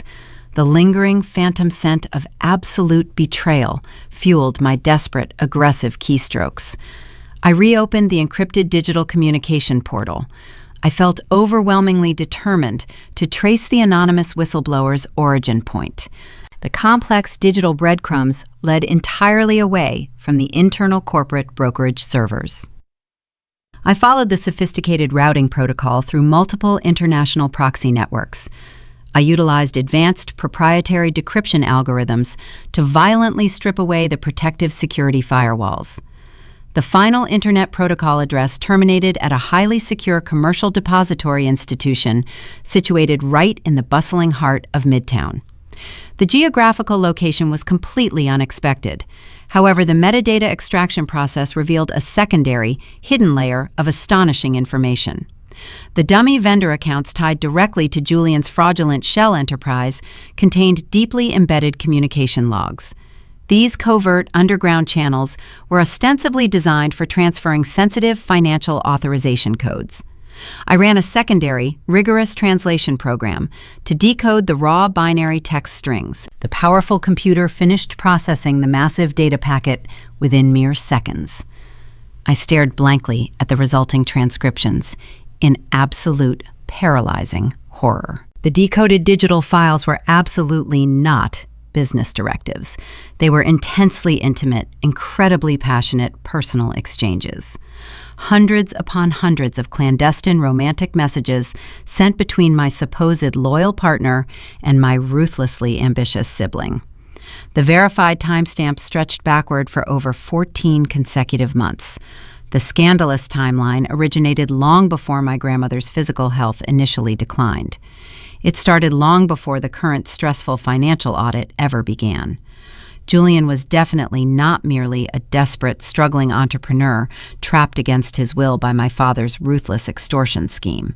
He was an active, eager, willing participant. He and Lauren had successfully orchestrated a full-blown, consuming romantic affair. They conducted their highly illicit liaison directly beneath my trusting, naive gaze. They plotted maliciously together, continuously. They whispered their highly venomous, destructive strategies while sharing lavish hotel rooms paid entirely with stolen, embezzled corporate funds. The profound deception was complete, absolute, and utterly suffocating. Every single affectionate physical touch Julian offered me during the past grueling year was a carefully calculated theatrical performance. Every supportive, encouraging word he spoke was meticulously designed to closely monitor my private investigative progress. He routinely reported his sensitive findings directly back to his secret, ambitious lover. They violently used my inherent blind trust as a primary weapon against me. Lauren successfully exploited his massive financial desperation, effectively transforming him into the perfect domestic spy. The sheer, unimaginable magnitude of the treason threatened to permanently shatter my remaining psychological resolve. My deeply corrupt family had successfully engineered a brilliant masterclass in emotional warfare. They dismantled my quiet personal life with chilling, surgical precision. I sat perfectly still amidst the cool, artificial glow of the dual computer monitors. The initial overwhelming wave of paralyzing traumatic shock slowly morphed into a freezing, crystalline, blinding rage. Crying was a completely useless, pathetic biological response. Grieving the sudden death of a long relationship built entirely upon foundationless falsehoods was a complete waste of highly valuable physical energy. I permanently closed the horrific text message transcripts. I permanently deleted his personal contact information from my mobile cellular device. I effectively erased his entire existence from my emotional registry.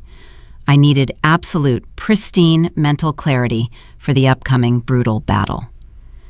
Amidst the violently shattered remnants of my previously secure personal sanctuary, a singular, crucial objective remained clearly visible.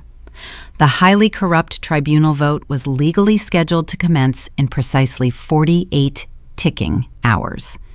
If Richard and Lauren successfully executed their hostile boardroom coup, I would permanently lose all legal investigative jurisdiction immediately. The vast historical estate would be relentlessly pillaged. The truly guilty parties would walk away phenomenally wealthy and completely unpunished by the justice system. But the anonymous whistleblower's digital electronic footprint provided one final crucial treasure map.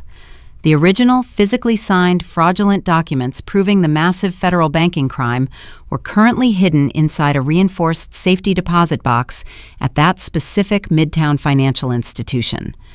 I grabbed my heavy tailored leather coat and rushed urgently toward the exit door. The ultimate question lingered heavily in the quiet air. Could I successfully breach the impenetrable fortress vault and secure the ultimate legal leverage before the bribed board permanently severed my reigning power? The imposing granite facade of the Midtown financial institution loomed over the bustling Metropolitan Avenue. I walked swiftly through the revolving glass doors, entering a cavernous space dominated by vaulted ceilings and polished stone floors. My pulse drummed a steady rhythm against my throat. Richard believed his aggressive judicial injunctions effectively severed my access to all corporate assets. He assumed his expensive attorneys successfully erected an impenetrable fortress around the stolen $50 million. My father fundamentally misunderstood the profound foresight possessed by his own mother. Beatrice despised modern digital finance. She harbored a deep, inherent distrust of electronic ledgers and easily manipulated computer networks. During the early years of building her vast empire, she relied exclusively upon tangible paper records. Her paranoia regarding family betrayal blossomed decades ago. She anticipated her greedy offspring would eventually attempt to seize her fortune through dubious legal maneuvers. Therefore, she established a highly secure contingency plan completely outside the traditional probate system. I approached the pristine reception desk, staffed by a stern-looking manager wearing a perfectly tailored navy suit. I presented my driver identification card and stated my intention to access box number 814. The gentleman scrutinized my credentials before typing my name into his computer terminal. A distinct frown marred his previously composed features. He informed me, with a patronizing tone, that all accounts associated with the Jones estate currently suffered under a comprehensive temporary freezing order initiated by a Supreme Court judge. He smugly explained that I possessed zero authorization to proceed further into the facility. I did not break eye contact. I maintained a posture of absolute, unyielding authority. I calmly instructed the arrogant official to examine the original founding charter of that specific container. I told him to look past the corporate umbrella and read the exact legal designation established during the initial signing ceremony 40 years prior. He sighed audibly, visibly annoyed by my persistent defiance. His manicured fingers clattered across the keyboard. A few moments later, his dismissive attitude vanished entirely. The color drained completely from his face as he read the hidden stipulations on his glowing screen. Beatrice had intentionally structured the account as a joint tenant with right of survivorship agreement. This specific legal designation represents a powerful weapon within the American banking framework. It guarantees that upon the death of one participating member, the surviving individual instantly absorbs total ownership of the contained property. The transition occurs automatically at the exact moment of passing. The contents never enter the convoluted probate process. They remain entirely immune to any external corporate injunctions or judicial freezing orders targeting the deceased person's general estate. My name was permanently etched onto that secondary signature line since my 18th birthday.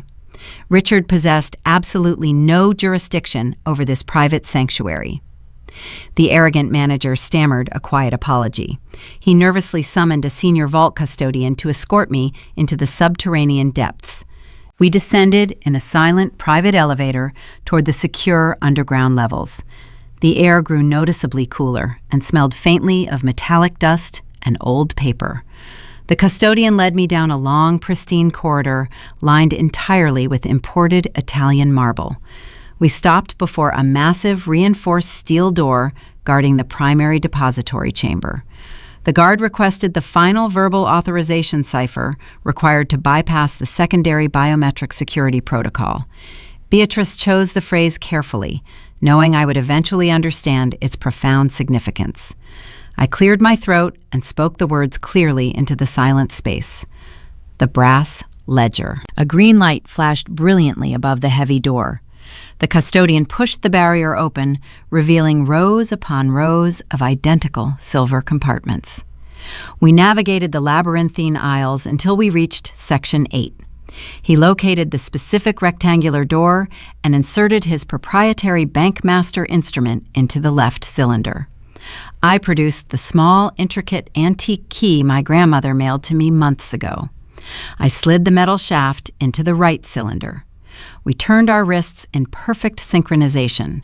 The heavy metallic clack of the dual key lock turning echoed loudly throughout the silent, marble-lined vault. The crisp mechanical sound represented the sudden shattering of my corrupt family's impenetrable facade. I pulled the long metal drawer outward and carried it toward a private viewing booth enclosed by thick, frosted glass. I placed the container onto the mahogany table and lifted the hinged lid. Inside the velvet-lined interior rested a single, substantial object. It was an enormous, antiquated ledger book, bound in thick, distressed black leather and reinforced with heavy brass corner guards. The item emanated an aura of immense analog weight. It was a tangible, unalterable artifact, existing entirely outside the realm of easily manipulated digital servers or deleted electronic emails. I opened the heavy cover. The pages were filled with my grandmother's meticulous, elegant handwriting. She documented every single financial transgression committed by Richard over the past 2 decades. She recorded precise dates corresponding to stolen operational funds and siphoned trust accounts. But the most devastating evidence resided near the very end of the massive book. Beatrice secured a complete, unaltered physical copy of the original $50 million shadow mortgage contract. The document contained the undeniable raw ink impression of the forged signature. The jagged, aggressive peaks of the capital letters clearly identified my father as the true architect of the massive federal fraud. There were no black redacted boxes. There were no digital masks hiding the signatory stamp. It was pure, indisputable, absolute truth, ready for presentation to a criminal grand jury. My hands trembled slightly as I turned the final few parchment pages. Tucked neatly inside a small interior pocket, I discovered a small stack of glossy color photographs. I pulled the images out and spread them across the smooth wooden table. The breath escaped my lungs in a sharp, jagged exhale. The pictures were captured by a private investigator Beatrice hired shortly before her physical decline accelerated. The high-resolution images documented Julian and Lauren vacationing together at a secluded, ultra-luxurious resort located deep within the sunny Caribbean islands. The vibrant tropical scenery sharply contrasted with the sickening reality depicted within the frames. My younger sister and my supposed loyal partner were intertwined intimately on a pristine white sand beach. They drank expensive champagne while laughing, without a single care in the world. Their profound betrayal was not a recent desperate development born from sudden financial pressure. The disgusting romantic affair flourished openly for over a year, entirely funded by the massive wealth stolen directly from my inheritance. They basked in stolen sunlight while actively plotting my absolute psychological destruction. I stared down at the damning photographic evidence and the heavy, brass-bound book. The complete picture of my family's depravity was finally perfectly clear. There were absolutely no innocent bystanders remaining in this toxic generational war. Every single relative participated eagerly in the coordinated slaughter of my future. They constructed an elaborate, magnificent illusion of aristocratic superiority while behaving like common, desperate thieves scavenging for scraps in the dark. A terrifying sense of profound calm suddenly washed over my entire body. The frantic anxiety that plagued my every waking moment for the past month evaporated completely. I gently placed the photographs back inside the protective pocket and closed the heavy leather cover. I locked the metal drawer and returned the empty container to its secure resting place within the massive wall. I placed the enormous analog book inside my leather briefcase, along with the undeniable photographic proof of the illicit affair. I walked back into the bright midday sun of the bustling city streets. I possessed the ultimate, absolute leverage. The emergency shareholder meeting was scheduled to commence in less than 48 hours.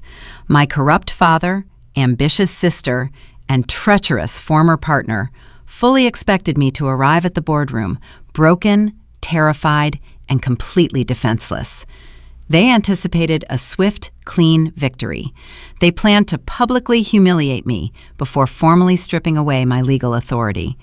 They believed they successfully neutralized every possible threat to their fraudulent empire. They were completely wrong. I am no longer playing their rigged defensive game. I held the nuclear option securely within my grasp. The only remaining question burning intensely within my newly sharpened mind was a matter of precise tactical execution. How exactly will I deploy this devastating arsenal of absolute truth against a closed room absolutely full of venomous vipers? The upcoming corporate confrontation would not be a quiet surrender. It will become a spectacular public execution. The morning light penetrated the bedroom windows, signaling the arrival of a monumental reckoning. I approached my wardrobe with absolute, deliberate purpose. From the deepest corner of the cedar closet, I withdrew a garment holding immense psychological significance. It was a pristine, sharply tailored ivory pantsuit. I originally purchased this exact immaculate ensemble to wear to my late grandmother's memorial service. My vicious relatives deliberately banned me from attending that solemn ceremony, forcing me to grieve in total isolation. Donating the outfit seemed impossible back then. Today, donning the bright fabric transformed a painful symbol of cruel exclusion into an impenetrable suit of armor. The stark white material draped perfectly across my frame, projecting an aura of absolute purity and unyielding strength. I departed the residential building and entered a waiting hired car. The metropolitan traffic moved sluggishly outside the tinted windows, but my internal pulse remained remarkably steady.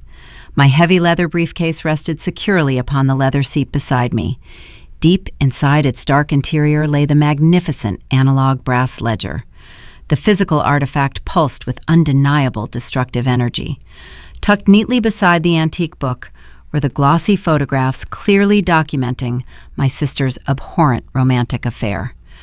A profound, icy calm settled firmly over my consciousness.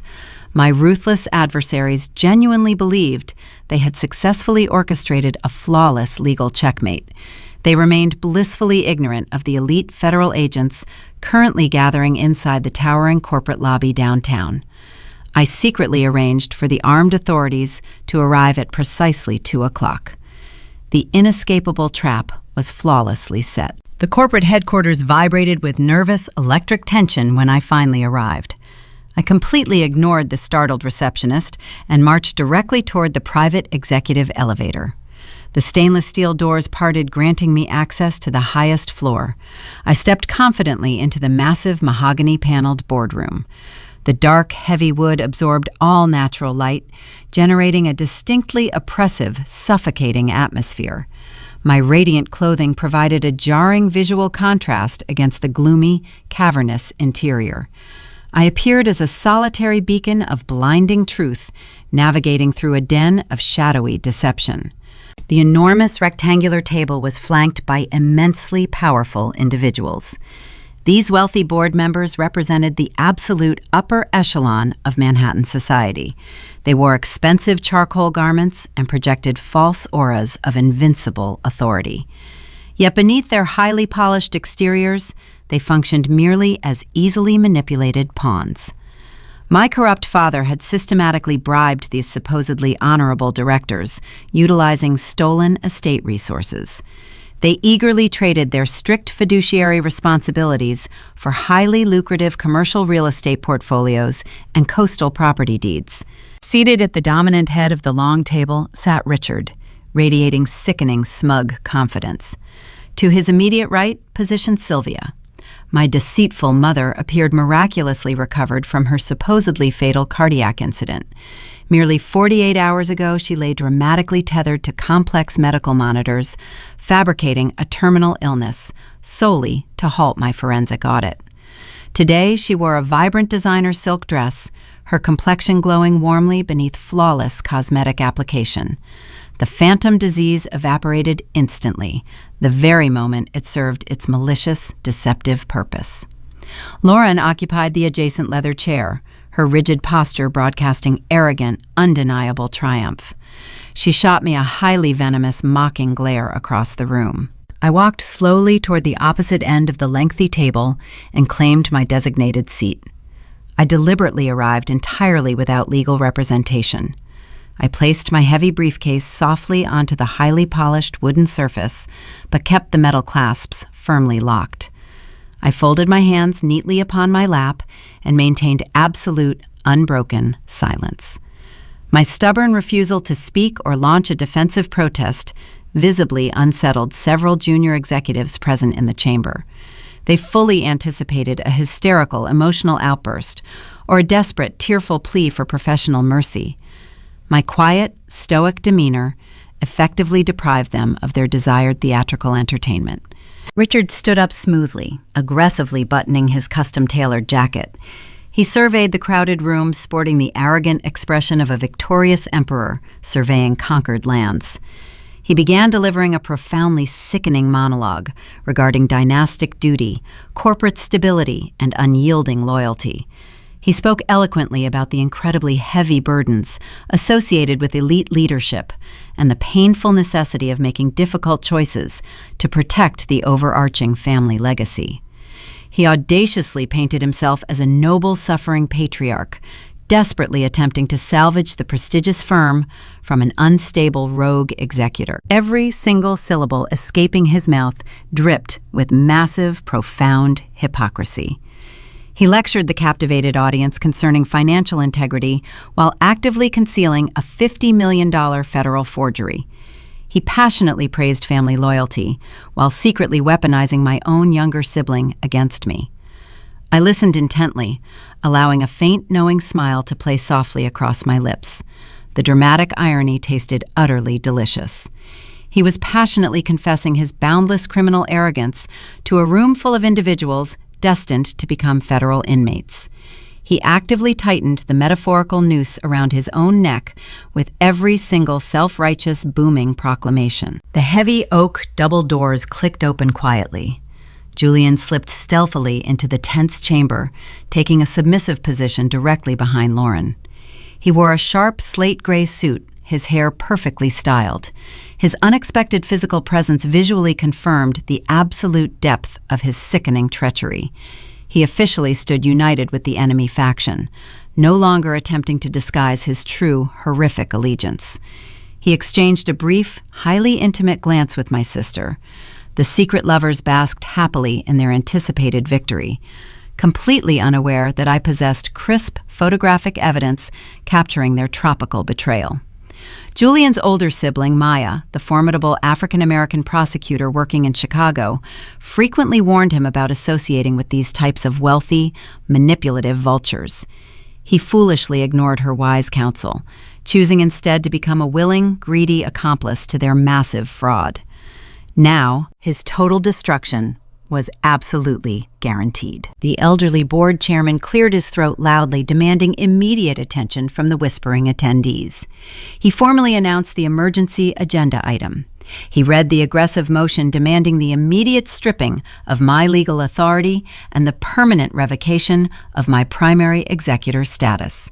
He cited entirely fabricated concerns regarding my declining mental stability and alleged gross mismanagement of crucial estate resources. The chairman politely asked if any further discussion was required before the official tally commenced. The large room remained perfectly, hauntingly quiet.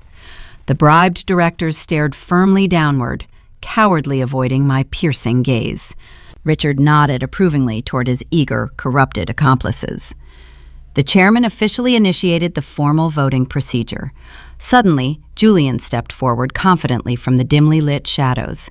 He walked slowly down the length of the long table until he stood directly beside my solitary chair. He reached inside his breast pocket and retrieved a crisp, white envelope alongside a heavy gold fountain pen. He placed the expensive items deliberately in front of me.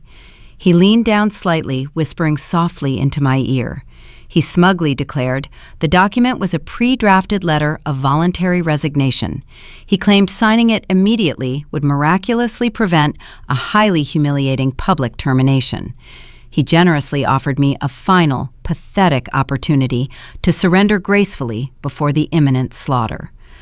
I stared coldly at the metal pen resting quietly upon the polished wood. The massive brass ledger waited patiently inside my locked briefcase. The armed federal agents were currently ascending the private elevator toward this exact floor. The ultimate pivotal moment finally arrived. Would I quietly accept their humiliating defeat, or would I utterly detonate the entire room? Annabella stared at the heavy gold fountain pen resting on the polished mahogany surface. Julian stood beside her chair, radiating a sickening aura of unearned confidence. He expected submission. He anticipated a quiet, weeping surrender. Instead, Annabella reached out and picked up the expensive writing instrument. She did not position it over the pre-drafted resignation letter. She gripped the metallic cylinder firmly with both hands. With a sudden, violent twist of her wrists, she snapped the thick barrel completely in half. Dark blue ink exploded across the pristine white parchment, staining the legal document with a jagged, chaotic splatter. The sharp cracking sound echoed like a gunshot through the cavernous boardroom, instantly shattering the suffocating tension. Julian recoiled violently, a look of profound shock distorting his handsome features. Annabella dropped the broken, leaking halves onto the stained paper. She did not utter a single syllable to her treacherous former partner. She reached into her structured leather briefcase and extracted a sleek silver tablet. The device contained high-resolution digital scans of every single page from the analog brass ledger she had secured from the underground vault.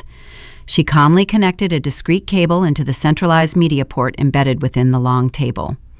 The massive motorized projection screen descended smoothly from the ceiling at the far end of the room. The overhead lights dimmed automatically, plunging the bribed directors into a cold, cinematic darkness. Annabella tapped the glowing glass interface. A brilliant, undeniable image illuminated the front wall. It was not a complex, easily manipulated spreadsheet. It was a blown-up, crystal-clear photograph of the original $50 million shadow mortgage contract. The sheer scale of the projected document made the intricate details impossible to ignore. Annabella utilized her stylus to draw a harsh red circle around the signatory line. The raw ink impression of the forged signature loomed massively over the silent spectators. The aggressive, jagged peaks of the capital letters clearly belonged to Richard. The executives shifted uncomfortably in their expensive leather chairs. Their eyes darted nervously between the massive screen and the patriarch sitting frozen at the head of the table. Annabella swiped her finger across the tablet screen, transitioning to the next devastating piece of evidence. The display shifted to reveal the meticulously handwritten pages of Beatrice's hidden journal. The late matriarch had documented every single illicit financial maneuver with chilling precision. Dates, times, offshore account, routing numbers, and the specific names of the corrupted board members currently occupying the room flashed across the brilliant display in rapid succession. The undeniable proof of their collective guilt hung heavily in the stagnant air. Annabella observed the immediate physiological changes gripping her adversaries. The transformation overtaking her father was particularly spectacular. The instant the forged signature materialized on the projection screen, the arrogant, ruddy color entirely drained from Richard's face. His previously booming, authoritative voice evaporated into an absolute suffocating silence. He sat completely paralyzed, his jaw slack, his wide eyes staring blindly at the undeniable manifestation of his impending doom. The pompous bluster that had defined his entire patriarchal existence shattered into a million irreparable pieces. Sylvia clutched her diamond necklace nervously, her miraculous recovery suddenly replaced by a very genuine, suffocating panic. Lauren shrank backward into her seat, the triumphant smirk wiped permanently from her carefully painted mouth. Annabella was not finished orchestrating their total destruction. She navigated to a different folder on her device. A series of heavily redacted bank statements replaced the handwritten notes. She systematically peeled away the black digital masks, revealing the names attached to the secret offshore accounts. The newly exposed records detailed massive, coordinated wire transfers originating from the embezzled corporate funds. The recipient of these exorbitant deposits was an obscure shell company, completely controlled by Julian. Annabella turned her head slowly, locking her piercing gaze onto her former lover. She silently projected the comprehensive financial history of his treason. He had traded his integrity for stolen wealth, betraying not only his partner, but also his own family. His older sister Maya, a highly respected African-American federal prosecutor residing in Chicago, had spent years building a pristine legacy of justice and moral fortitude. Julian had permanently tainted that honorable bloodline, dragging his brilliant sister's name into a massive, highly publicized federal racketeering scandal. The weight of his horrific choices finally crushed his posture. He slumped against the paneled wall, utterly defeated. The visual evidence established undeniable financial corruption, but Annabella required absolute confirmation of their malicious intent. She pressed a small icon labeled Audio Playback. The sophisticated surround sound speakers installed throughout the executive suite crackled softly to life. A familiar, trembling voice filled the darkness. It was Julian, his recorded confession playing with terrifying clarity. The audio captured him explicitly detailing the ruthless extortion campaign Richard had orchestrated. The digital playback echoed his admission of accepting massive bribes to function as a domestic spy, reporting Annabella's every investigative move directly to the corrupt patriarch and her treacherous sibling. The 14 distinct layers of familial conflict, corporate espionage, and romantic betrayal detonated simultaneously within the confined space. The recording laid bare the entire rotting architecture of their grand conspiracy. There was no plausible deniability left to hide behind. The audio file served as the final, lethal nail driven deeply into their collective coffin. Annabella stood up slowly, her stark ivory suit glowing faintly in the reflected light of the projector. She addressed the terrified, trembling executives for the very first time. Her voice was cold, precise, and completely devoid of mercy. She outlined the strict bylaws governing their prestigious brokerage firm. According to the foundational corporate charter, any irrefutable proof of massive, unmitigated fraud instantly triggered an emergency liquidation protocol. By actively securing the illegal $50 million shadow mortgage against the primary estate assets without proper fiduciary authorization, Richard had officially plunged the entire empire into irreversible insolvency. Annabella legally utilized her unrevoked executor authority to immediately dissolve the governing board. She stripped them of their voting rights, terminated their extravagant salaries, and formally seized their heavily compromised stock portfolios on the spot. They were no longer powerful directors manipulating a vast financial empire. They were merely unemployed conspirators awaiting severe legal consequences. Chaos erupted within the darkened boardroom. Several younger executives scrambled desperately toward the exits, pulling out their cellular phones in a futile attempt to contact their criminal defense attorneys. The elderly chairman clutched his chest, gasping for air, as the reality of profound financial ruin washed over him. Lauren began screaming hysterically at Julian, viciously blaming him for failing to secure the physical evidence. Sylvia sobbed loudly, finally shedding genuine tears of absolute terror. Richard remained frozen, a hollow shell of a man, witnessing the total, catastrophic collapse of his stolen kingdom. Annabella watched the pathetic display of wealthy cowards turning viciously against one another. She felt no pity, only a cold, clinical satisfaction. Her long, agonizing journey from an isolated, grieving granddaughter to a formidable, unyielding conqueror was finally complete. Suddenly, the heavy double doors at the rear of the chamber swung open with tremendous, violent force. The hysterical shouting and frantic scrambling ceased instantly. A squad of stern individuals wearing dark tactical windbreakers entered the room. The bright yellow letters spelling FBI were emblazoned boldly across their backs. Annabella had securely transmitted the digitized contents of the analog brass ledger to the federal authorities exactly 24 hours prior to this meeting. She had provided them with the undeniable roadmap required to dismantle the entire criminal syndicate. The lead agent, a tall, imposing woman with a deeply serious expression, stepped forward into the cinematic glow of the projector. She held a thick stack of freshly signed arrest warrants in her hand. The family's carefully crafted, glamorous performance had finally collided head-on with grim federal reality. The inescapable trap had closed completely. Annabella slowly packed her silver tablet back into her leather briefcase, securing the metal clasps with a final, echoing click. She walked calmly past the swarm of armed investigators stepping out of the oppressive shadows and moving forward into an entirely unwritten future. The lingering question remained hovering heavily in the aftermath of the absolute devastation.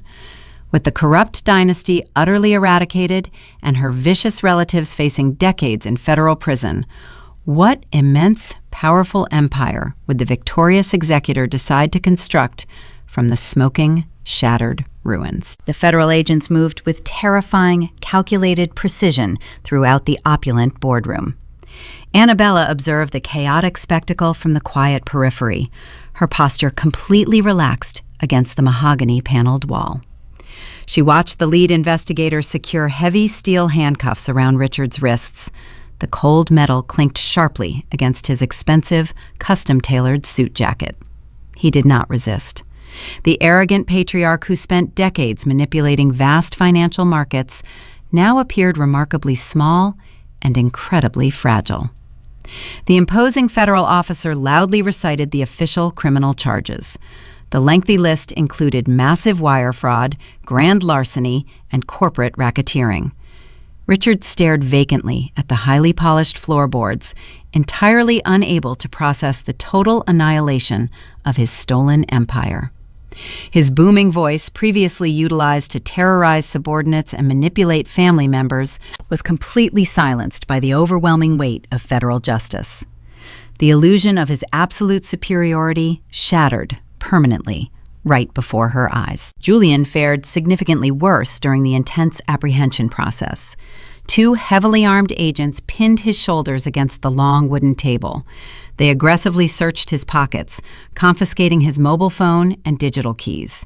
He desperately attempted to lock eyes with Annabella, silently pleading for an impossible intervention. She offered him absolutely nothing in return. She maintained a sterile, unblinking gaze, watching the authorities drag her treacherous former partner toward the exit doors. His highly publicized indictment would send shockwaves through the technology sector. His older sister Maya, an incredibly fierce African-American federal prosecutor based in Chicago, would undoubtedly feel profound disgust regarding his cowardly choices. Maya dedicated her entire formidable career to prosecuting exactly this type of devastating white-collar corruption. Julian fundamentally disgraced their family name, destroying his own future solely to appease a greedy, manipulative mistress. The siblings once shared a strong bond, but Maya would surely sever all ties upon learning how willingly her brother participated in the destruction of an innocent woman. He traded his honorable lineage for stolen luxury, and the transaction cost him his freedom. The poetic justice of the afternoon culminated with Sylvia. The deceitful matriarch witnessed the immediate arrest of her husband and suddenly grasped her chest. She let out a sharp, genuine cry of absolute agony. Her perfectly applied cosmetics smeared as she collapsed onto the plush carpet. Her breathing became incredibly shallow and horribly erratic. She experienced severe stress-induced cardiac distress, a direct physiological reaction to the terrifying reality unfolding around her. However, her previous theatrical performances completely destroyed any remaining credibility. The surrounding federal agents actively ignored her frantic gasping. They assumed she was executing another desperate, fabricated medical emergency to avoid immediate incarceration. A young investigator stood over her trembling body, casually reading the Miranda rights from a printed index card, while casually requesting a standard paramedic response unit over his radio. The profound irony was inescapable. Sylvia spent weeks weaponizing a phantom illness against her daughter, and now, during a legitimate physical crisis, she received absolutely zero sympathy. She was placed onto a stretcher, wearing federal handcuffs, her glamorous reputation forever ruined. Lauren experienced a completely different manifestation of absolute ruin. The authorities immediately served her with comprehensive asset seizure warrants. Every single bank account, offshore, trust fund, and private investment portfolio connected to her name was instantly frozen by the federal government. Her elite social standing evaporated within milliseconds. She screamed hysterically at the indifferent agents, demanding access to her personal wealth. They coldly informed her that the embezzled funds were currently under strict federal jurisdiction.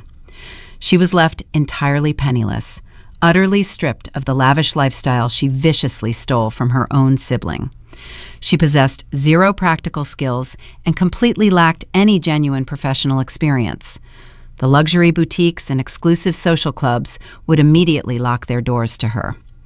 Her terrifying descent into obscure poverty had officially begun. A fitting punishment for a woman who valued currency above basic human decency. Annabella departed the corporate headquarters without issuing a single farewell. She returned directly to her tranquil residential sanctuary. The massive apartment felt beautifully silent and completely cleansed of toxic influence. She walked into the master bedroom and opened her jewelry box. Resting delicately upon a velvet cushion sat the brilliant diamond engagement ring Julian presented to her 2 years prior. The expensive gemstone used to symbolize a promised future, filled with mutual trust and profound devotion. Now it merely represented a highly calculated, disgusting lie. She did not cry. She felt absolutely no residual sadness. She picked up the metallic band and unceremoniously dropped the object into a standard cardboard shipping envelope. She printed a mailing label directing the package straight to Julian's newly appointed criminal defense lawyer. With a final stroke of calculated pettiness, she enclosed a precise invoice demanding full reimbursement for the overnight postage fees. The sterile transaction permanently finalized the absolute death of their romantic relationship. She felt only immense relief as she sealed the cardboard flap. The ensuing weeks brought swift, merciless consequences for the guilty parties. The federal prosecutors utilized the flawless evidence contained within the analog brass ledger to secure rapid indictments. Richard and Julian faced multiple decades in federal prison without any realistic possibility of parole. Yet Annabella required one final, devastating victory to achieve total psychological closure. Julian previously utilized his highly touted technology startup as a primary vehicle for laundering the stolen estate funds. When his massive fraud became public knowledge, his nervous investors immediately withdrew their financial support. The promising company defaulted on numerous massive commercial loans within days. The federal bankruptcy court swiftly seized all associated assets, placing the proprietary software and valuable intellectual property up for public auction. Annabella attended the judicial proceeding wearing a sharp charcoal business suit. She sat quietly in the rear of the courtroom, holding a cashier check drawn directly from her newly secured, legally unencumbered estate accounts. When the auctioneer introduced Julian's company, absolutely no competitive buyers placed a bid. The toxic association with a massive federal racketeering scandal effectively poisoned the brand. Annabella calmly raised her numbered paddle. She purchased his entire life's work for pennies on the dollar. She acquired the complicated algorithms, the patented server designs, and the comprehensive source code. The legal transfer finalized immediately. The very next morning, she ruthlessly executed a corporate dissolution order. She legally dismantled the entire enterprise, permanently erasing the technology from existence. She systematically destroyed his professional legacy just as maliciously as he previously attempted to erase hers. The brilliant startup vanished into absolute obscurity, leaving Julian with absolutely nothing to show for his treacherous ambition. His name would become a cautionary tale, whispered among venture capitalists. The vibrant autumn leaves swirled gracefully across the meticulously manicured grounds of the historic cemetery. Annabella navigated the quiet stone pathways until she reached the imposing granite mausoleum belonging to the Jones family dynasty. She stood before the heavy iron gates, breathing in the crisp, cool air. The devastating war was finally over. The corrupt relatives who sought to steal her future were permanently locked inside concrete federal cells. The vast financial empire was fully secured, legally resting under her sole, unquestioned authority. She defeated a room entirely full of venomous vipers, utilizing nothing but unshakable competence and blinding truth. The immense psychological burden she carried for months finally lifted from her shoulders. She unclasped her heavy wool coat and stepped closer to the carved marble plaque bearing her grandmother's name. Beatrice anticipated the massive betrayal and provided the ultimate weapon necessary to destroy the rot from within. Annabella reached into her pocket and produced a single, flawless, white rose. She gently placed the beautiful flower upon the cold stone surface. It was a silent tribute to the formidable matriarch who taught her the incredibly harsh realities of dynastic survival. There would be absolutely no forced reconciliations with her incarcerated parents or her impoverished sister. The bridge connecting them was permanently incinerated. She refused to allow their poison to infect her restored life. Annabella turned away from the towering monument and began walking confidently toward the awaiting vehicle. She left the toxic ruins of her past completely behind her. The heavy analog ledger was permanently closed, securely locked away inside a reinforced steel vault. However, her own magnificent legacy was just beginning to take shape. She inherited a fractured kingdom, but she possessed the terrifying intelligence and the ruthless clarity required to rebuild the empire into something entirely unbreakable. The American dream she intended to construct would rely heavily upon unyielding integrity, permanently rejecting the treacherous shadows that consumed her predecessors. The brilliant morning sun illuminated the city skyline as she drove away, ready to rule her reclaimed world with absolute sovereignty. The ashes of a ruined dynasty take a surprisingly long time to settle. When we look at the catastrophic collapse of the Jones family, it is profoundly easy to become mesmerized by the spectacular nature of their public downfall. The flashing lights of federal tactical vehicles, the instantly frozen bank accounts, the sudden shattering of multi-million-dollar societal illusions. These are simply the loud, cinematic conclusions of a profound tragedy decades in the making. But beneath the chaotic surface of sophisticated wire frauds, forged shadow mortgages, and high-stakes boardroom executions lies a much quieter, far more devastating failure. It is a fundamental failure that did not begin in a sterile corporate boardroom or a subterranean bank vault. It began at the kitchen table. It began in the living room. It began in the subtle, everyday moments of parenting, where the true, enduring foundation of any American family is silently and permanently poured. When we reflect upon the magnificent wreckage Annabella left behind, we are forced to ask ourselves what legacy truly means within the context of family responsibility. For generations, the quintessential American dream has been intimately tied to the noble pursuit of providing our children with a significantly better, more secure life than the one we ourselves inherited. We strive endlessly to build comfortable homes, to secure elite educations, and to construct impenetrable financial safety nets. Yet Richard and Sylvia fundamentally misunderstood the most critical aspect of this generational assignment. They dangerously confused material accumulation with necessary moral instruction. They arrogantly believed that immense wealth could effectively insulate their children from the harsh consequences of poor character. In doing so, they constructed a towering mansion entirely upon a foundation of shifting, morally bankrupt sand. The most profound tragedy of this shattered family is the stark, terrifying absence of fundamental honesty and basic fairness. Parenting is never merely the act of providing physical shelter. It is the sacred duty of shaping a resilient human soul. Children are remarkably intuitive observers.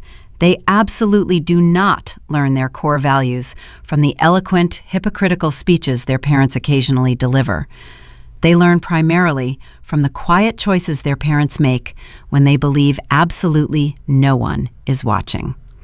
Lauren did not become a treacherous, ruthlessly envious sibling by sheer accident. She was carefully molded by a toxic environment that consistently rewarded deception and constantly prioritized superficial status over genuine substance. When parents engage in overt favoritism, when they deliberately pit siblings against one another in a twisted competition for affection, they actively plant the poisonous seeds of their own destruction. Lauren was handed every unearned luxury imaginable, yet she was entirely starved of the crucial emotional awareness required to navigate the world as a decent human being. She learned that love was entirely transactional. Furthermore, the deeply unsettling story of this fractured family serves as a terrifying mirror reflecting the devastating consequences of actively avoiding emotional accountability. A traditional family structure is inherently meant to be a secure sanctuary, a safe harbor where children are consistently taught necessary resilience, genuine empathy, and the intrinsic value of honest, hard work. Sylvia's constant theatrical performances, her selfish weaponization of fabricated illness to deliberately avoid taking personal responsibility, effectively taught her daughters that human vulnerability was merely another convenient tool for psychological extortion. She purposefully deprived her children of a genuine emotional compass. Without that necessary internal guidance system, Lauren drifted effortlessly into a toxic romantic affair with Julian. And Julian himself, despite coming from a proud family that included an honorable African-American sister who fought tirelessly for the law as a prosecutor, was far too easily seduced by the intoxicating rot of unearned privilege. The ultimate reckoning, delivered flawlessly via Beatrice's heavy analog brass ledger, sharply reminds us that the truth always possesses an unyielding gravity. You simply cannot outrun a lie forever, especially one you have deeply planted within the fragile hearts of your own children. Beatrice, the fierce matriarch, understood this dark reality far too late to successfully save her corrupt son. She painfully recognized that the moral rot had already consumed him entirely. Her final act of leaving the damning ledger exclusively for Annabella was a desperate, posthumous attempt to forcefully introduce absolute truth into a family dynamic that had survived exclusively on elaborate fictions. She handed her grieving granddaughter the incredibly heavy burden of consequence. It is a highly sobering lesson for any parent. If we do not actively discipline our children with honesty, the outside world will eventually discipline them with absolute ruthlessness. The federal indictments were merely the physical manifestations of a severe moral bankruptcy that occurred decades prior. As we bravely navigate our own complex lives, attempting to raise the next generation in a fast-paced culture, we must fiercely guard the absolute sanctity of our core family values. True generational wealth is never genuinely measured in hidden offshore accounts. It is permanently measured in the quiet integrity of a child who knows exactly who they are and precisely what they stand for. It is beautifully measured in the enduring strength of siblings who choose to support one another through genuine hardship rather than viciously conspiring against one another. It is definitively measured in the awe-inspiring courage of a young woman like Annabella, who possessed the unshakable competence to completely dismantle intricate lies with nothing but the blazing truth. We are the responsible architects of our children's internal architecture. We must consciously choose to build them with the solid brass of honesty rather than the fragile glass of unwarranted entitlement. Stories like these, overflowing with dramatic familial betrayals and satisfying reckonings, are not merely passing entertainment designed to distract us. They are profound, necessary cultural warnings. They hold a massive, unflinching mirror up to our own daily choices, fiercely challenging us to examine the quiet legacies we are actively constructing right now within our own homes. If you find yourself deeply captivated by these intricate, emotional explorations of human nature, complex family dynamics, and the unyielding pursuit of ultimate justice, I warmly invite you to join our rapidly growing community. Follow the channel Edana Told Stories to constantly experience more compelling narratives that dive fearlessly deep into the absolute heart of our shared human experiences. Together, we can continuously explore the fascinating depths of the human condition through the ancient power of incredible storytelling. When the heavy dust finally settles completely on the shattered ruins of the Jones Empire, we are left with a haunting, solitary image. A bright, unyielding young woman walking steadily away from the towering wreckage of everything she once naively believed was her rightful inheritance. She permanently leaves behind a broken father, a publicly disgraced mother, and an entirely penniless sister, stepping forward into a completely liberated future. The visual forces a quiet, deeply terrifying question directly into the minds of absolutely anyone watching the ashes fall. If the unvarnished truth of your own family were suddenly laid completely bare for the entire world to judge, if the secret ledgers of your own household were suddenly opened to the blinding light of day, what exactly would they reveal? Would they clearly show a proud legacy of unbreakable trust and quiet honor? Or would they ultimately expose the fragile, trembling cracks in a carefully painted, deceptive facade? The final answer perhaps is already being quietly written in the silent, everyday moments of the exact lives we are all living right now.